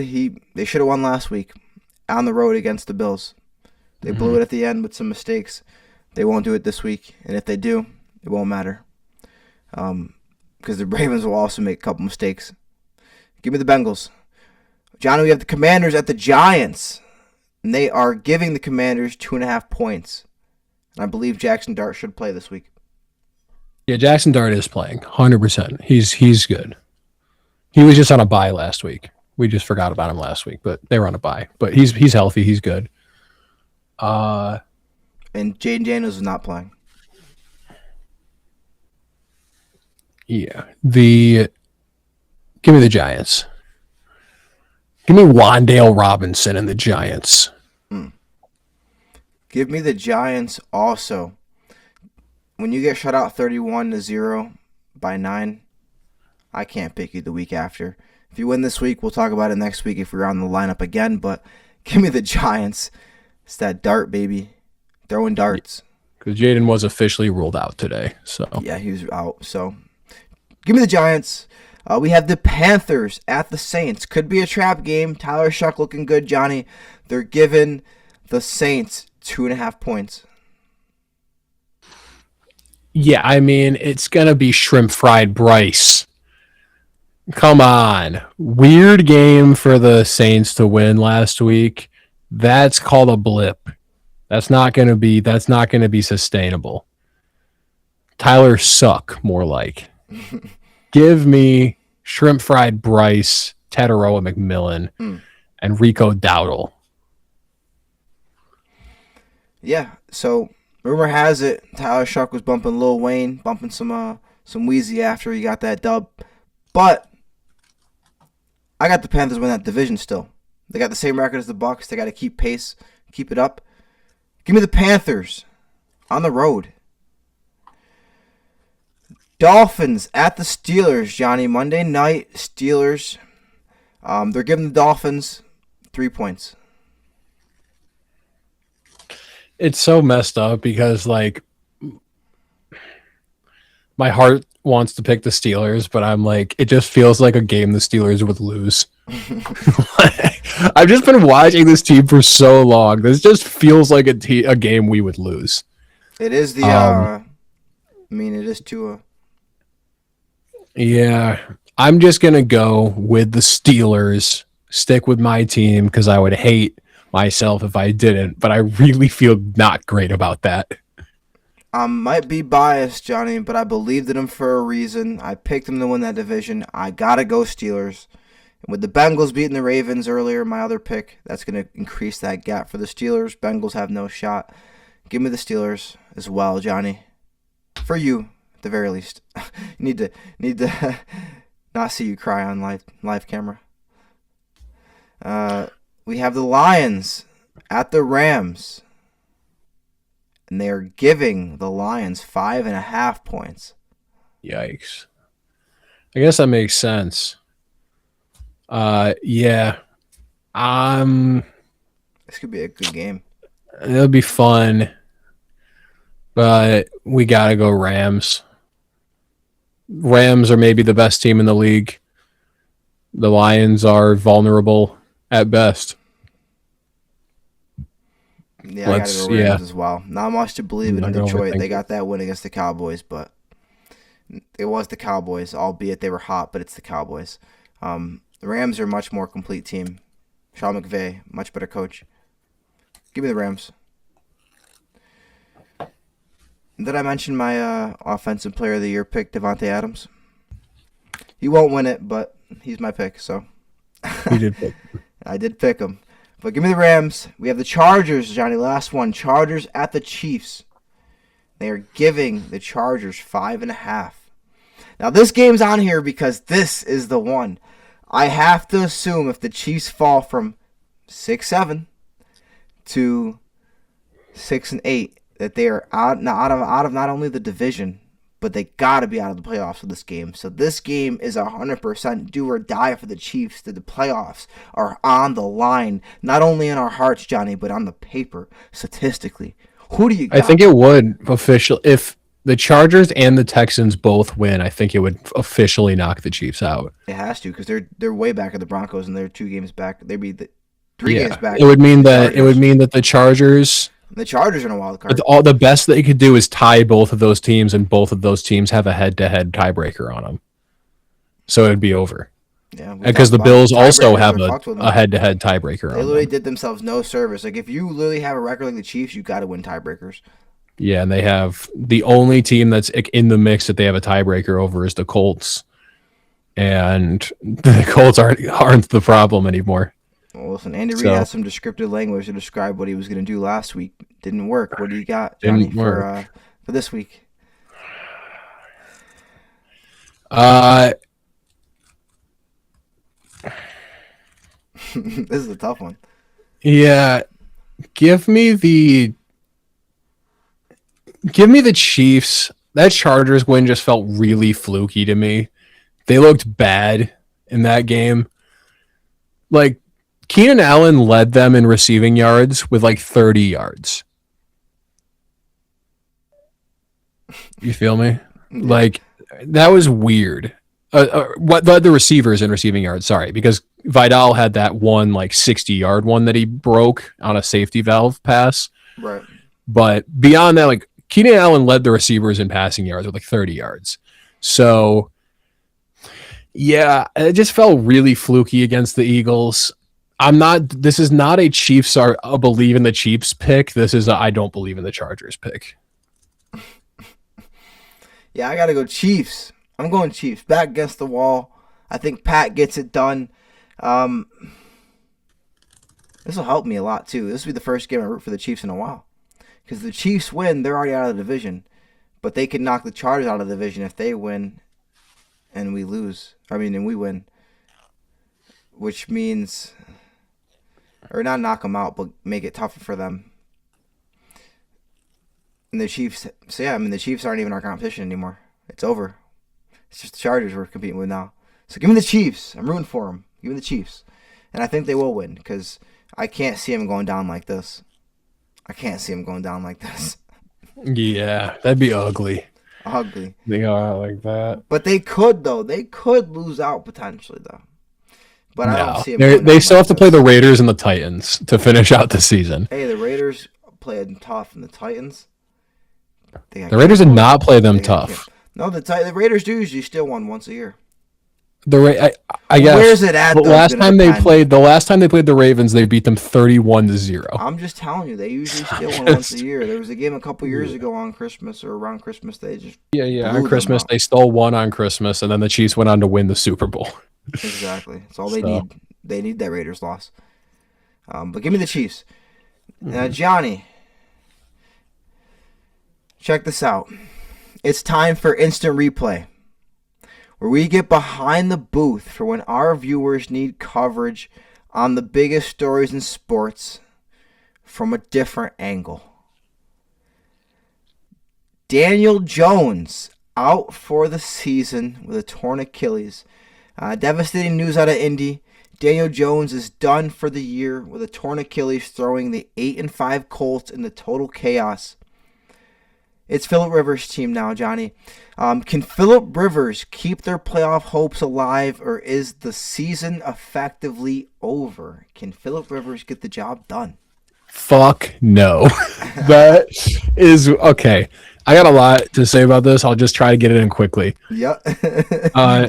This is maybe one of the most ill-advised lunatic decisions that I have seen ever in the NFL.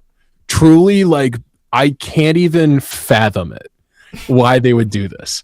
There are 32 teams with practice squads and quarterbacks on them. Guys who have started and won NFL games. You're telling me you couldn't get Trevor Siemian right now? You're telling me PJ Walker isn't floating around out there? You couldn't go pick up Yeah, right. Josh Dobbs, is he not out there? Is he not available? Can we not go find can we not go find Bailey Zappi? There's some guys out there. Just go pick them up. What are we doing here? But for some reason, no. Let's get the guy who has been out of the league for so long that he's quite literally on Hall of Fame ballots this year. Not anymore. I guess he won't be anymore, which is very bizarre that he would do that. Let's get that guy who hasn't played NFL football. By the way, the last time he played NFL football, he looked old. He looked like he was past his prime and not really able to keep up with the league. Right. Let's get him to come out of retirement, hasn't played professionally, and have him start on a week's notice. It's kind of unfathomable. Hey, he's still on the practice squad. Dangerous. What? He's on the practice squad. I know he's on the practice squad. He's got to start, though. He didn't every reporting, squad. Right, exactly. There had to be some guarantee made to him, you will play if you're coming out of retirement. So it's just a really, really bizarre decision that I don't understand.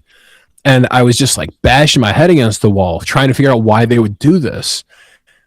And then I just saw this today. So I'm glad we recorded today. Have you ever seen the interview with Tom Brady? He said this a lot recently, but he says there's a big fundamental quarterback problem in the NFL right now because colleges don't develop quarterbacks anymore. Yep. And so if you don't develop immediately in the NFL, you are fucked completely and you can't start or play in the NFL. And it was so because of this, because a lot of the NFL quarterbacks are only playing for 1 or 2 years in the NFL or in the college, and most of the time they're jumping teams now. Yeah. We just have a huge crop of quarterbacks that can't play the position. Third string quarterbacks are completely inoperable. They cannot play. And so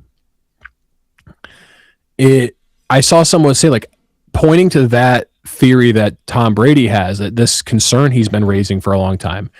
Was the decision just made off? They went, we literally trust a 45-year-old veteran of the NFL more than we trust a third-string 24-year-old. Like, more than we trust a guy, like a young guy we could sign from a practice squad somewhere. You know who they That's how... What? You know who they could have picked? Who they could have picked, like drafted or like chose to... Oh, yeah. Of course they could have drafted Shedeur. But I'm just saying, like, that's how dire the NFL's quarterback situation is. Right. But I still kind of think that this is, even if it is that bad, there are other veterans that gotta be better that you could get that have played in the NFL within the last calendar year. Like, I'm very confused by all of this. It doesn't make sense to me in the slightest. Like, let's go get Phillip Rivers. I don't know. Let's go get Drew Brees. Let's get like Tim Tebow. Like, what are we doing here? So it just doesn't really make sense to me. Let's get Ben Roethlisberger at this point. Come on, Big Ben. Yeah, it is crazy. I don't think he can get the job done. The Colts are cooked. They are going to miss the playoffs. They're going to miss the playoffs.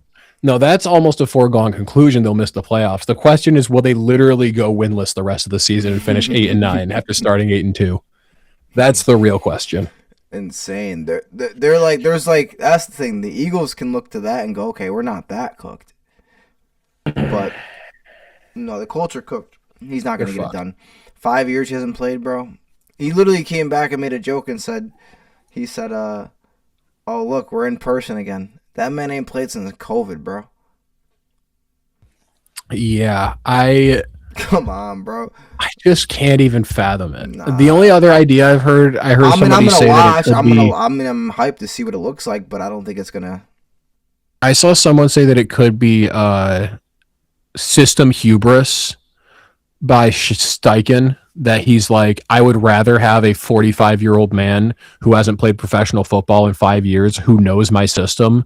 I'd rather have that than a 26-year-old who doesn't know my system. That's fair. Less up speed, I guess, but it's like, are we sure that the first you're playing? Also, if he starts this week, it's against the Seahawks defense. Bro, what if he comes up in there and dices them, bro? What if... It would be hilarious. If he showed up and was just amazing, it would be hilarious. But what more likely will happen is that, like... kids are going to be visiting him in the hospital. That he'll just die in the pocket. That defense is licking their chops this week, bro. I'm starting that may be the best, there's 3 defenses in the running for the best in the league. It's the Texans, the Broncos, and the Seahawks. And so you're just making him go up against one of the best defenses in the league who's been shutting teams out left and right, decimating offenses left and right. And you're going to just make that, I don't know, man. The only more psychotic thing would be to start him against the Texans, which, would you look at that? They play the Texans the final week of the season. So are they going to make Phillip Rivers play against the Texans? Yes. Oh, yeah. Boy. They play the Texans and the Jags and the Niners and the Seahawks. That's their final 4. They all got good defensive fronts. Mm-hmm. I'm just baffled. Yeah. That man, Phillip Rivers, is a father. I'm telling you, famously, not. You need to get on there and just start vouching for yourself, bro. I don't know what it is with these teams, but he would be better right now. You're telling me, especially against these teams that are about to play. I mean, I'd rather have Dobbs. I would rather have Phillips for the playoffs, maybe, but like right now, just to get there, you need to get there first. Like, you might need a quarterback to get you there and a quarterback for the playoffs. Yeah, is DTR not on the practice squad? You know what I mean? Like, can you not go get DTR? Can you not go get PJ Walker? Is he not out there somewhere? Like a backdoor deal where a team cuts a quarterback and you let every other team. Well, you can just sign people off practice squads, right? But so I'm talking like Mac Jones or something. Yeah, I mean, they're not going to do that. Kyle, you cut him. I'll talk to all the teams behind us in the standings. Tell them not to claim him. We'll claim him. Yeah, I don't think that's going to happen. Nah, because he'd be claimed in a heartbeat. It'd be over. Yeah. I'm like I said, I just can't fathom what that decision making is. I can only imagine it'll go terribly poorly. I sat there thinking, I was talking to former guest Sean, Yep. who's a Colts fan, which I told him if this game is dumb enough, if something noteworthy enough happens in this Phillip Rivers game, we'll bring him on again. But Love it. I was like, I can't think of anything in NFL history that was more baffling of a decision or like more ridiculous of a scenario than the idea of Phillip Rivers coming out of retirement, 5 years of retirement, to come back and start on a week's notice. The only thing I can think of that's even comparable is when the entire Broncos quarterback room got COVID and they had to start a wide receiver. The Browns got Joe Flacco off the couch. Yeah, brother, he was on the couch for like a year. I guess, yeah. And he was like 38. Like they got him off the couch, but he was on the couch for like a year and he was 38 years old. We're talking about some people are saying he wouldn't be a Hall of Famer. 45 and is on the couch. He wouldn't be a Hall of Famer right now, so like this could be the Bolsters Hall of Fame resume. No, Phillip Rivers is not a Hall of Famer. Right, so this could help him though. Maybe. Unless it's like the Russell Wilson. What if he gets the Russell Wilson effect? Like now he has no shot. He goes from like a 5th ballot to like never. Anyway, yeah, no shot, Johnny. It's over for them. They're cooked. But brutal blow for the Commanders. Zach Ertz is confirmed done for the year with a torn ACL. He was a safety blanket for Jaden Daniels and Marcus Mariota. How much does this hurt Washington's offense as they try to salvage this season?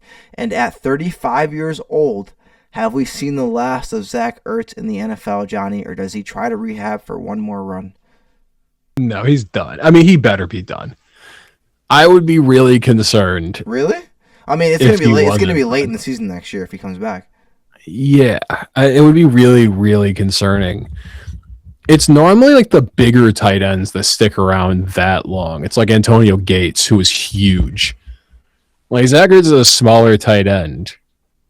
I don't know, man. Like, I would just pack it up and leave. I would just go, you know what?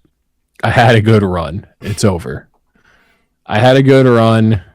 I'm good. I tore my ACL. That's the end. Yeah, I mean, if he doesn't, God bless him, you know, but I think that's as good a time as any to call it quits on a career. Yeah, I don't know. I hope he runs it back. I mean, for his health. Let me tell you, I dropped him in my Dynasty League. Oh, man. He's gone. He's off my Dynasty team. That's belief in your statement right there. Yeah, I mean, first of all, for the season's not salvageable. It's over. But for next year, I hope he comes back if they make the playoffs. Like, I hope he retires, just rehabs all season, works out in the off season by retiring. And then, like, if they make the playoffs next year, they call him back in. Maybe. That'd be cool. But no, I mean, it's tough, man. That was brutal. It was a brutal injury. If you had to bet American dollars on it, I wouldn't Zach bet Ertz, does Zach Ertz play another snap of NFL football again? I'm not gonna bet. I wouldn't bet on it. No. It's like if you had to, would you bet yes or no? No. No, I agree. I put no as well.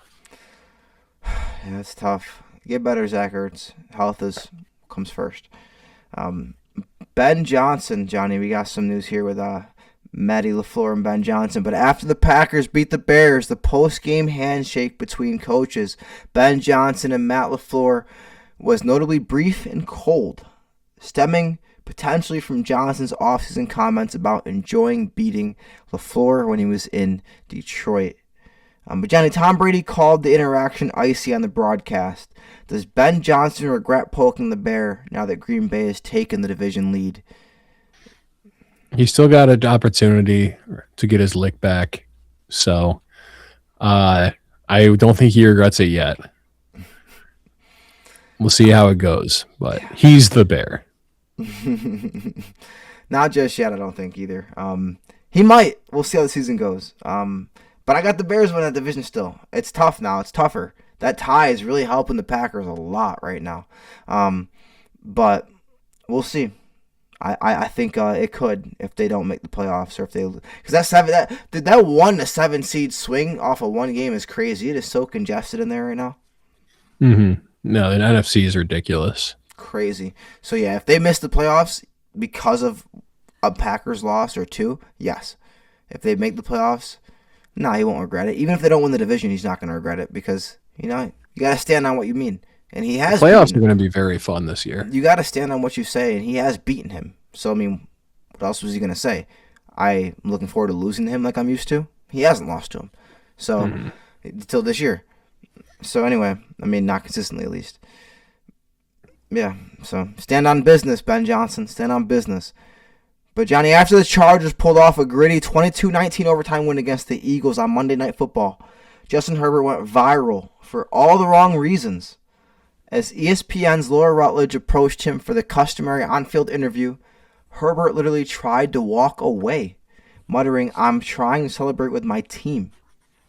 Rutledge, a pro, had to physically keep pace and coax him into answering 3 quick questions. Now, Johnny, is this team-first mentality actually a leadership flaw? Do you want your franchise quarterback to be the face of the team, or is it cool that he'd rather hide in the locker room? Nah, it makes you look goofy. He looked really goofy doing that. It's like, it's the one thing, man. You're the starting quarterback for the team. I know you don't like... You what? In Los Angeles. Yeah, well, I know he famously doesn't like doing interviews and like being in the spotlight. It's like the one thing you have to do at the end of every game. When you win, you should keep your head on a swivel looking for the reporter that's going to be Naruto running right towards you. It's going to happen. Like, just answer 3 bullshit questions and move on. It takes 45 seconds. Like, it just looked really goofy to me. Like, every other quarterback, like, people are like, oh, isn't it, like, anyone that was trying to spin it's like every other quarterback in the entire NFL will stand around and do that. And when they run away from it, they look like assholes. And you do that when you win. I can't imagine what you do when you lose. Right, exactly. Right, it's just weird. Like, I don't know if I've ever seen it in a win.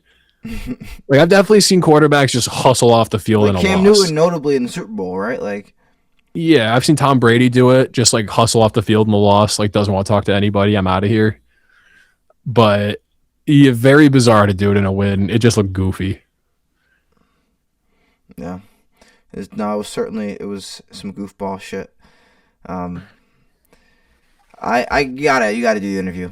You gotta do the interview. Hate it or love it, you gotta do it. Most players love it, so I'm surprised, but yeah, it's just a bad look. It just looks awkward. It's cringe. You're gonna get memed. You don't want to do anything that's gonna get you memed unless it's funny.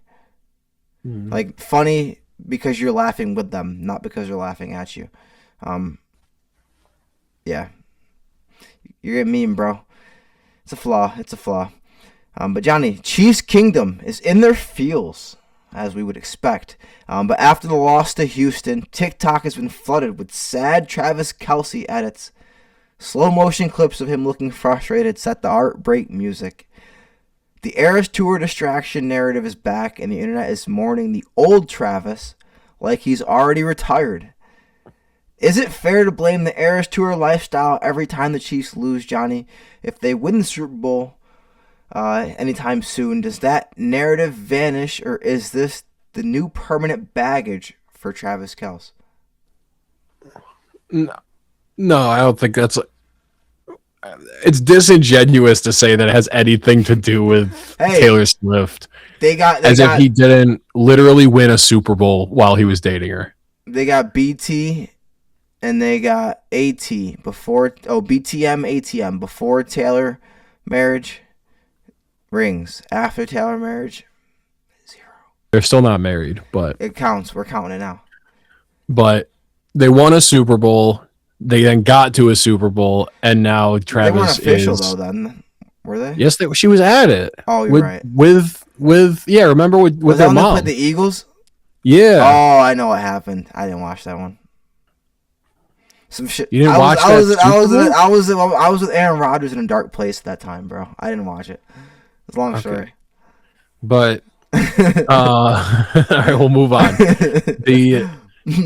just think it's disingenuous. Like, Travis has clearly just gotten older. He's looked like it has been post that Super Bowl. He's looked steadily worse because he's 35 years old.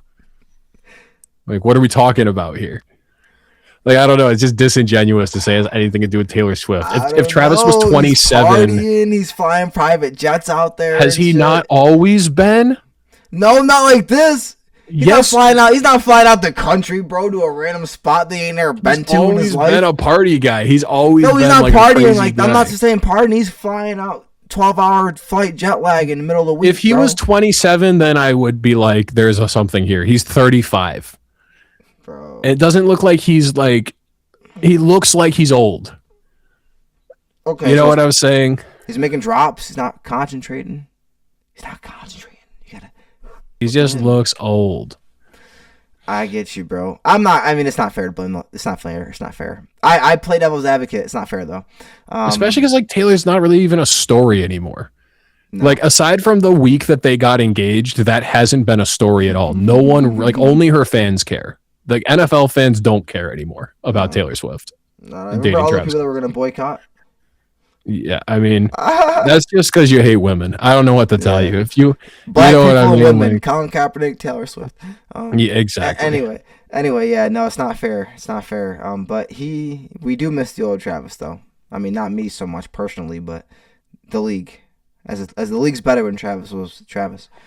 Yeah, it's just he's not gonna be ever again. He's old. Johnny, I know you don't follow college too much, but you had to have heard about this one, man. After being ranked number 11 and missing the 12-team college football playoff in favor of number 10 Miami, Notre Dame announced they are opting out of a bowl game entirely. Is this a boss move or sour grapes from South Bend? No, it's you're definitely, that is throwing a tantrum. You're being a whiny little baby. Like, look, man, like, oh, like, boo-hoo, are you the 500th team in the history of college football to get burned by the committee? Like, oh, I'm so sorry. Like, I don't know, man. Like, it makes you look weak. It makes you look like you're throwing a tantrum, like you're mad you didn't get your way. Every year, teams get burned by the committee. Get over it. Like, pack it in, come back next year better.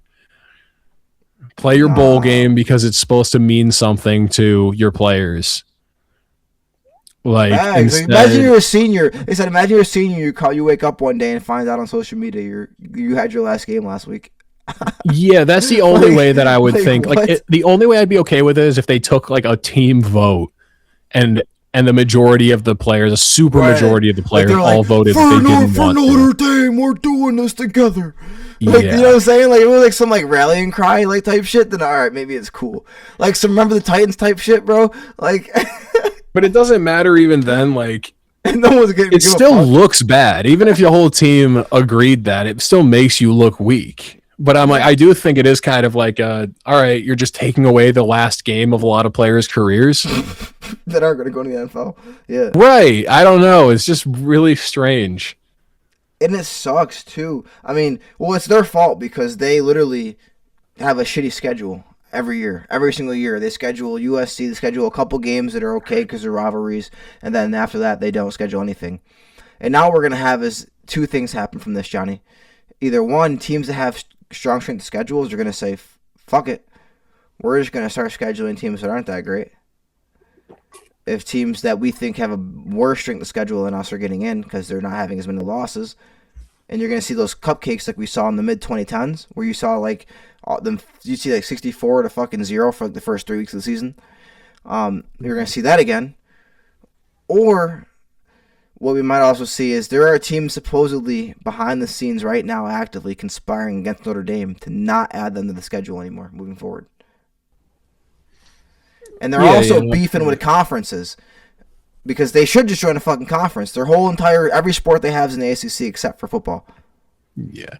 So Notre Dame exists in this weird, like, well, they want all the money. Liminal space where they are subsequently like one of the power legacy franchise or like programs in all of college football. Grandfathered in. And then they're also this outsider fringe team because they're not in a conference. Right. So like they just play both sides constantly. Like when they're really good, they act like they're this big bad scary legacy team, and when they get spurned, they're like, "Of course you did that to us. Of course you do. You always treat Notre Dame bad." It's like that dude who doesn't fucking get invited to the party, so he's fucking skipped school. Or even better yet, the dude that goes to the party but fucking sits in the other room with headphones in, listening to a book, bro. You're like, why are you even fucking here? Yeah, like, Notre Dame's just got big it's Republican terrible. energy, so I'm good with it. I'm okay with being them mad being because out. they were ranked 11, but am I mad about Tulane winning the ACC and getting an at-large, and then off the conference, and then also James Madison getting in, which is cool because they're probably gonna get scraped by Oregon, but they were not even in Division I, like upper level, a couple years ago. And it's also cool because I made the joke the 30 for 30 will be complete when James Madison upsets Indiana. Because I think it's funny how all these coaches are leaving these schools to go to bigger schools.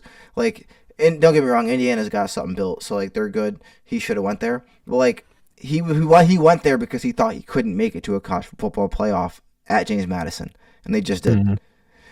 And then literally, their coach left, and they now hired Billy Napier, old coach from Florida.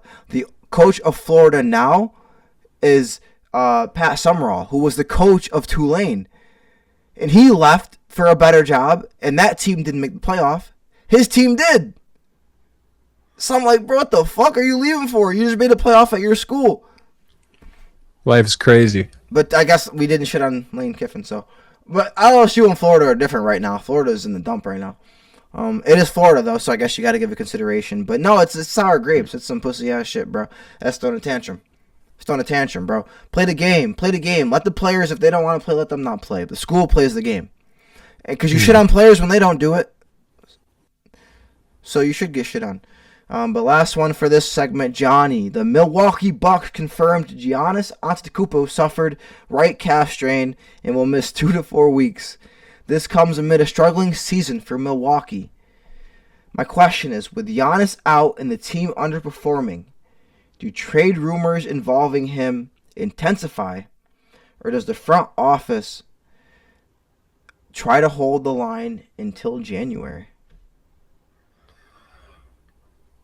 I think it probably won't be until he's back and we see him playing, so it probably will be closer to January, pre-All-Star break.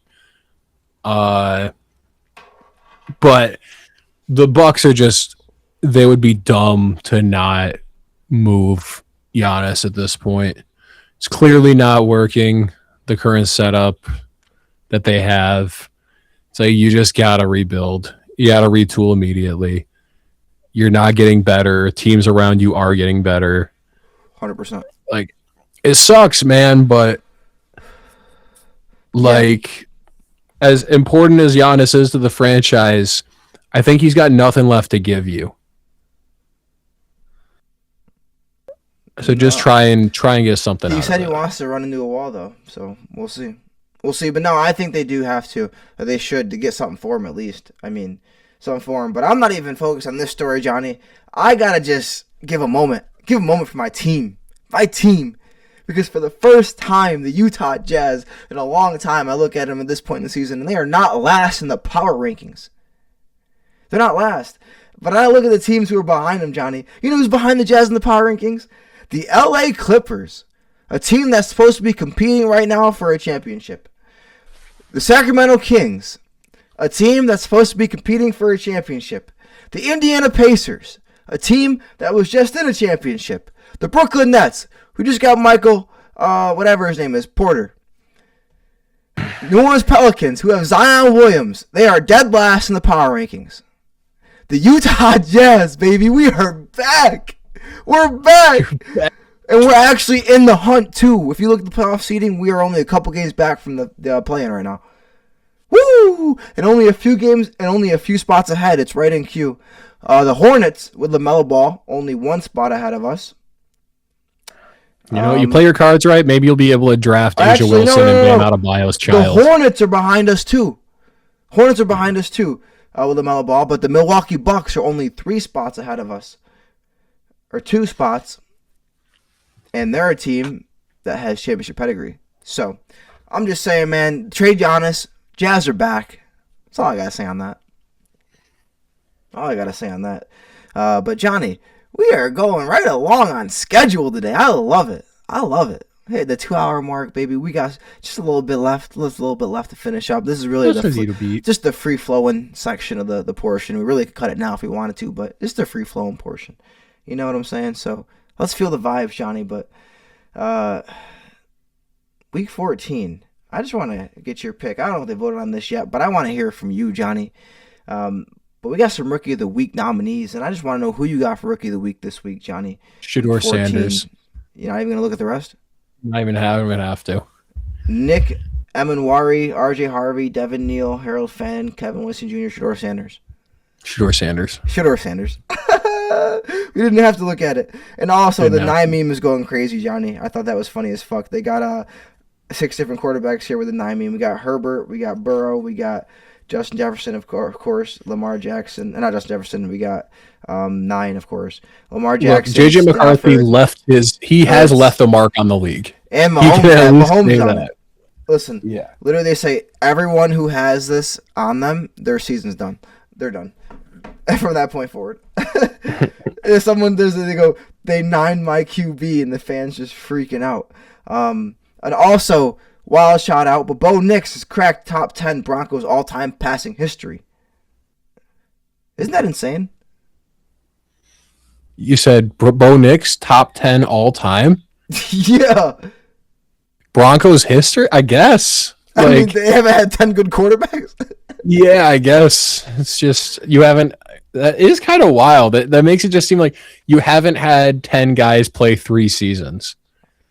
But I guess it makes sense. It's not like... Peyton Manning, John Elway, him, Tim Tebow. Jay Cutler, Cutler. Yeah. Yeah, I'm like... You got, you have the, I forget his name now. There's probably some old dudes we don't remember. There was a dude from the mid-2000s who was kind of good. Jake Plummer. Yeah, Plummer. He was nice. He was like an early version Jay Cutler almost. Yeah. Just less attitude. Yeah, so that's crazy to me. 2 years in, not even, baby. Also the most wins in the rookie class, by the way. But the people want to know, Johnny. In a world full of questions, the people need answers. And here on Couch Coach, we have those answers. Sometimes, some weeks, kind of, every now and then. It's time for the people want to know. So, Johnny, we need to be honest with the audience right now. When you step into that shower, are you using a washcloth or a loofah to scrub your body? Or are you just rubbing the bar soap on yourself with your bare hands? Loofah. Loofah. That's a loofah, yeah. Yeah, I'm going I almost said bar soap. I'm going loofah. My dad, though, my grandpa used to collect people's bar soaps when they got to the end, and he would melt them down to one big-ass soap, and he would, like, use them.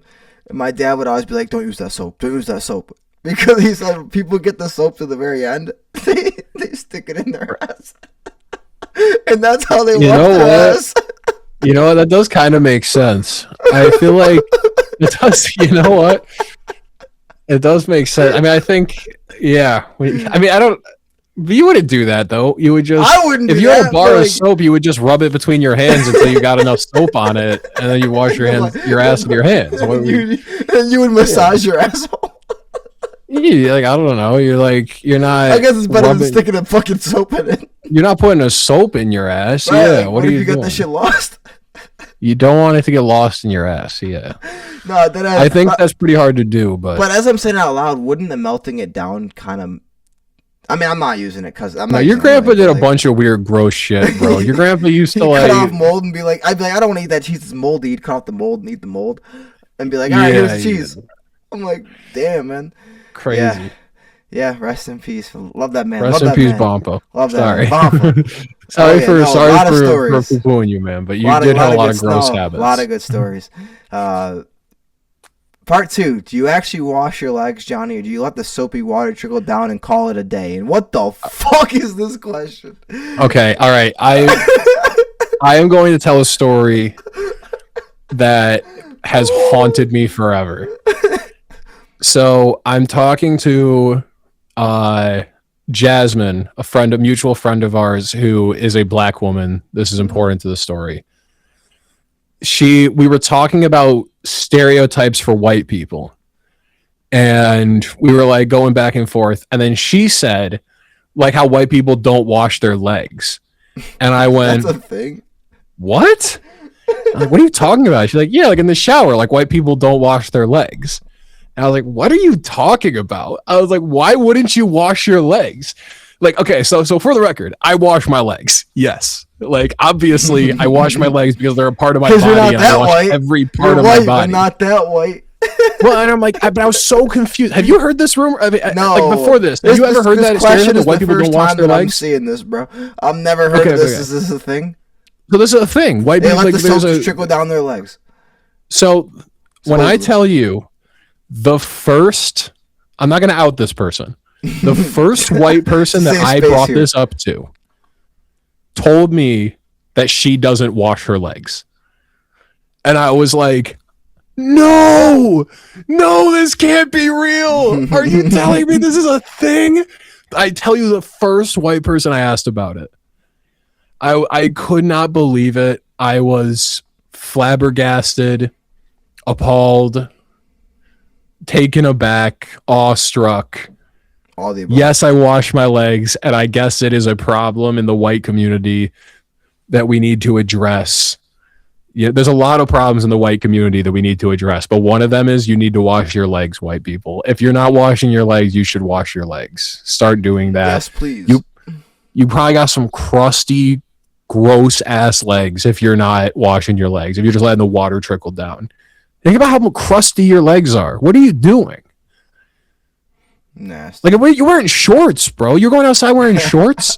You're getting like the dust from outside kicked up, dirt and dust. Them people can only wear pants, bro. I'm telling you. What are we talking about? I just, I'm not a big shorts guy, but I wash my legs. But I'm just like, you're going out like, I don't know, yeah. Like you go in the ocean and don't wash your legs after. But there's so much gross shit. The ocean washed them, bro. Shut the fuck up. Shut the fuck up. You never feel more gross than after going in the ocean. It's nasty. It's just nasty. I've never been in the ocean, but in the beach. It's probably nastier than the ocean, to be honest. They're both. Depends on which beach you go to. Depends on where you go to the beach. I won't say any names. I don't want to get hit with slander. But Johnny, the question: you spend 40 hours a week. My bad. The people want to know. You spend 40 hours a week with them. You grab lunch, you vent, you have inside jokes. Is having a work spouse harmless friendship, or is it bordering on emotional cheating? And would you be comfortable reading your partner's text to their work spouse? If you call it your work spouse, you are cheating. And I'm not a big it's my work wife. My work wife or my work husband or whatever. I'm sorry, you're cheating. Like that is. Like a work wife, work husband, that combo, they are a light breeze away from full penetration. A light breeze. A quick lunch break. Jealous person, and I'm not like somebody that, I'm not like a look in people's phone person, all that fun stuff. But there are certain limits I have, and one would be if my partner said that she had a work husband, I would be like, well, we're good here. It's all over now. Rocks. Yeah, that would be that. If my girlfriend says she had a work husband, it would be over. Because like I said, that's just, you wouldn't say that about somebody that you were not like willing to fuck. That you didn't want to fuck. Right. And it's like, you've just gotten, it's too close. It's too much. It's not a harmless friendship, bro. Come on. No, it's not. Involved in those. We've all been single and been involved in those, and they're not any different when you're in a relationship. Yeah, it's like you can have friends who you would fuck, but you can't like give that friendship a higher meaning, higher purpose, a sexual name, an inherently romantic name. Especially if you don't even call me your spouse, you don't even call me your husband. Right. Yeah, you've given your friendship a romantic or something like some type of romantically charged name. No, it's over. You Well, if we're cannot not tell me married, that's but innocent. if we're married, we're getting a divorce. Yeah, it's over. It's over. Yeah. It's over, bro. What? No, I'm not. And first of all, I wouldn't be comfortable reading those texts. I don't want to read the text. It's over. I'm the king of quit it before you even know what's going on. Like, I broke up with a girl. Listen, I heard a rumor she might have cheated on me, and there were some situations around it that made me think she did. So I broke up with her before I actually knew, because I would rather break up with her and have her had not cheated on me than have date this girl and she cheated on me. So that's just me, baby. You know what it is. So I don't want to read them. It's over. It ain't nothing. Cut that bitch off. You know what I'm saying? Like K-Camp said. So it's over. It's not harmless friendship. You can have harmless friendship at work. It's entirely possible, both genders, but that is not it. Johnny, people want to know, should a paternity test be mandatory at the hospital when a baby is born, regardless of marriage or trust? If you know you are the father or mother, should you be offended by the test or just take it to be 100% sure? It shouldn't be mandatory. Like, what are we talking about? I don't like the idea of anything like that being mandatory. Like, take this test. Yeah. I mean, because I could see it just being offensive as a concept. Yeah. I mean, there's benefits to it in just a medical standpoint, where it's like you could help determine genetic things and blood type and fun things like that. Okay. But no, but I'm saying, like, no, it should be mandatory. What are we talking about mandatory? Yeah, it should be, I think. Mandatory? Of course. Line up in a like line. Government mandated. Like, it's against the law to not perform a paternity test on a baby. Piss in this cup and find out. No, I'm just kidding. No, it shouldn't be mandatory. I don't think so. Yeah. No, it shouldn't be. But I think you should take one, though. I'm a man of statistics. I'm a man of stats. Like, if you know it is, why would you be offended that you're being asked to take one? That's like being asked to take a test you're never going to pass. Why are you mad? Take the test. You'd be mad because it's a You don't trust me? You don't trust me? No, I do not trust you. I don't trust anyone. I don't trust anyone. John's my best friend since first grade. I don't trust him. If he was a girl and we had a baby, he's taking a paternity test. I'm just saying that you have to. You're discounting how the woman would feel here. That's the most delayed pause ever. No, I get you, but it's just like, bro. Okay, how about this? If you have strong feelings against it, I won't make you, but you shouldn't be offended by me asking. You should be able to, you should be me understanding why you might feel a way about it. We should come to an agreement that you can also understand why I would want you to take one. Meet in the middle here. Come on now. It's not about right or wrong. The thing is, because there isn't a male equivalent. Or do you want to be married?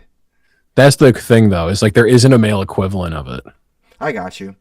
Like, that's why it like feels one-sided. Listen, I'm just listening. People gotta know, man. That's my answer. Either go with Johnny or go with me. You might get dumped after. If you go with me. Yeah, ask your pregnant wife or girlfriend to take a paternity test for the lulz. See what happens. For the L's, LOLs, yeah. Yeah. Johnny, the people want to know. You go out to eat.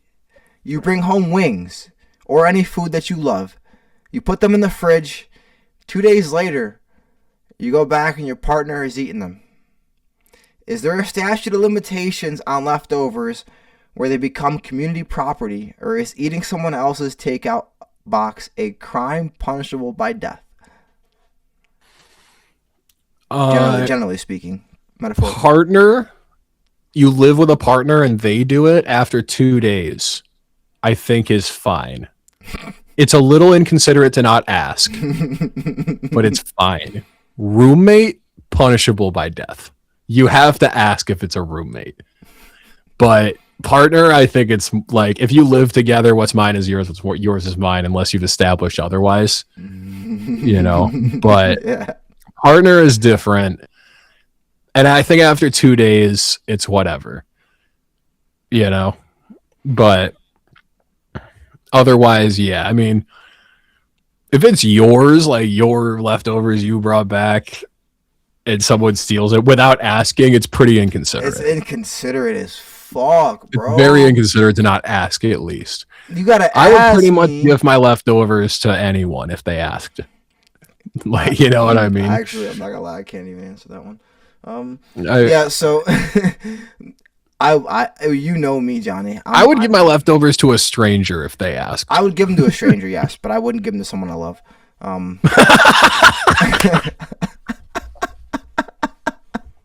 No, I'm being serious.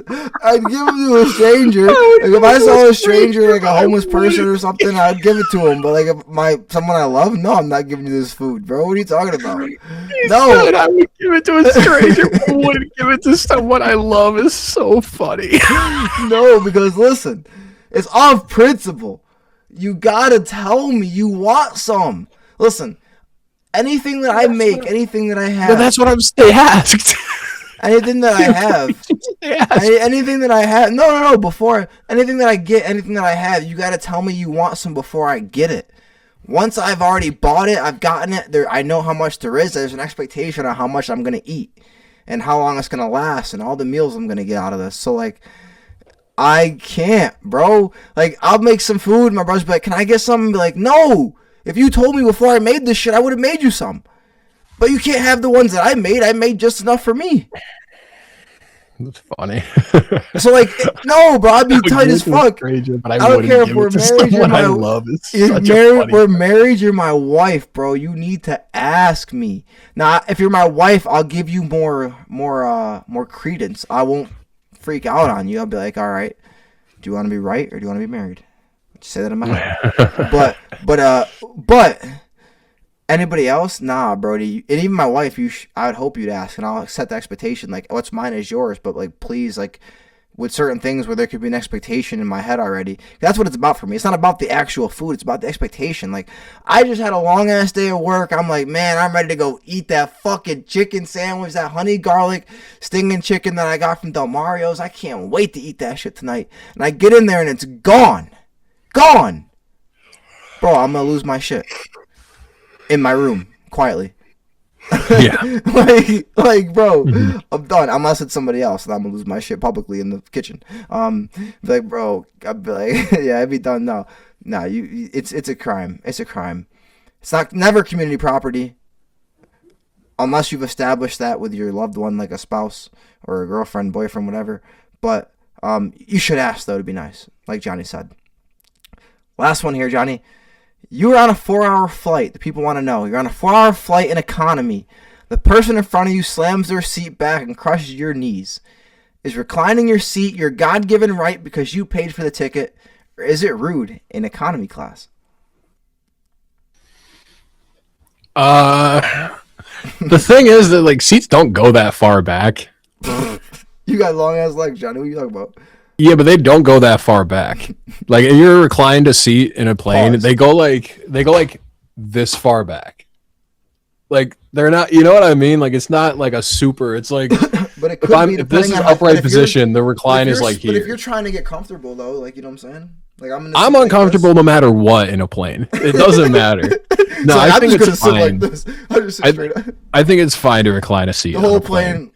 She's like, "Are you comfortable?" You're like, I'm uncomfortable no matter how. If the whole plane reclines, then it's net even. It's all fine then. We're all in the same What if the person position. behind you doesn't recline, you don't recline, and the person in front of you doesn't recline, and the person in front of you reclines?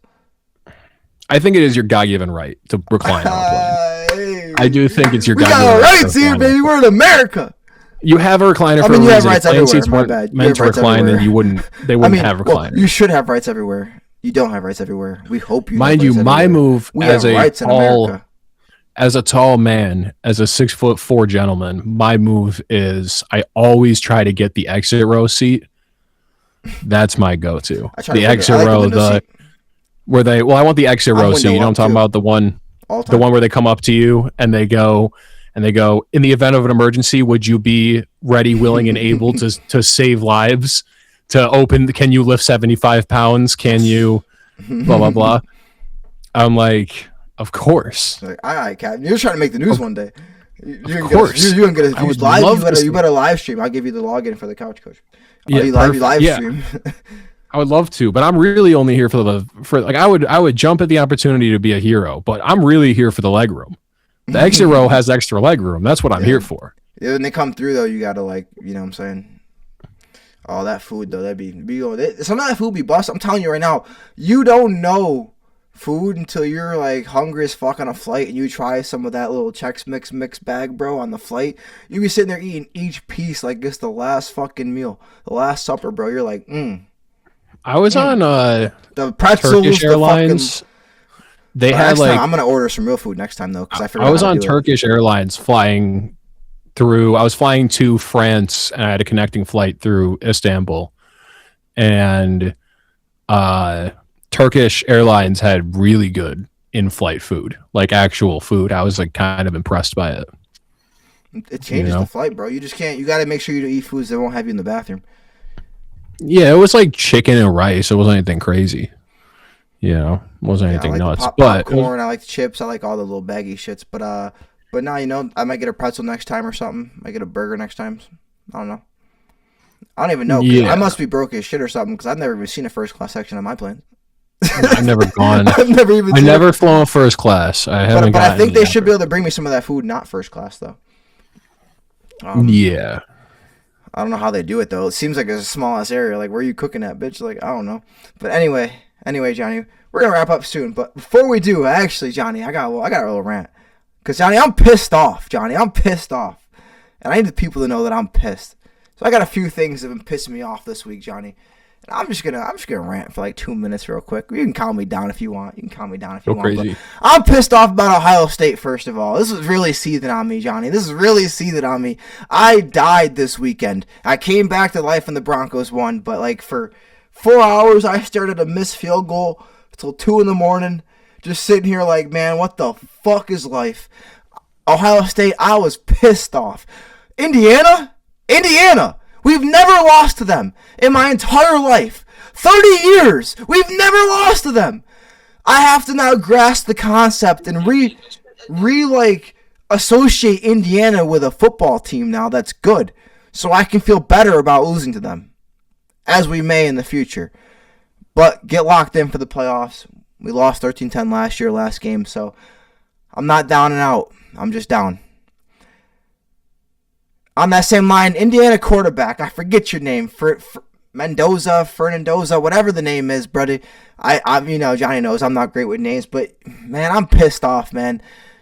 Interviews, man. Why do people love this kid? I don't understand why people love this kid. Like, he gets an interview and he's like, I can't go to God, we played great today. Bro, he sounds like he's never had PR training, and maybe that's the beauty in it. I don't know. He sounds like he doesn't know how to talk. And it just pisses me off when he beats my team, and that's the interview that he gives. You know what else pisses me off? Tony Pollard pisses me off. 9 pisses me off. Justin Jefferson pisses me off. I miss my playoffs in my other league, 2 seed in this league. Missed my playoffs in my other league by literally a point, maybe 0.78 of a point.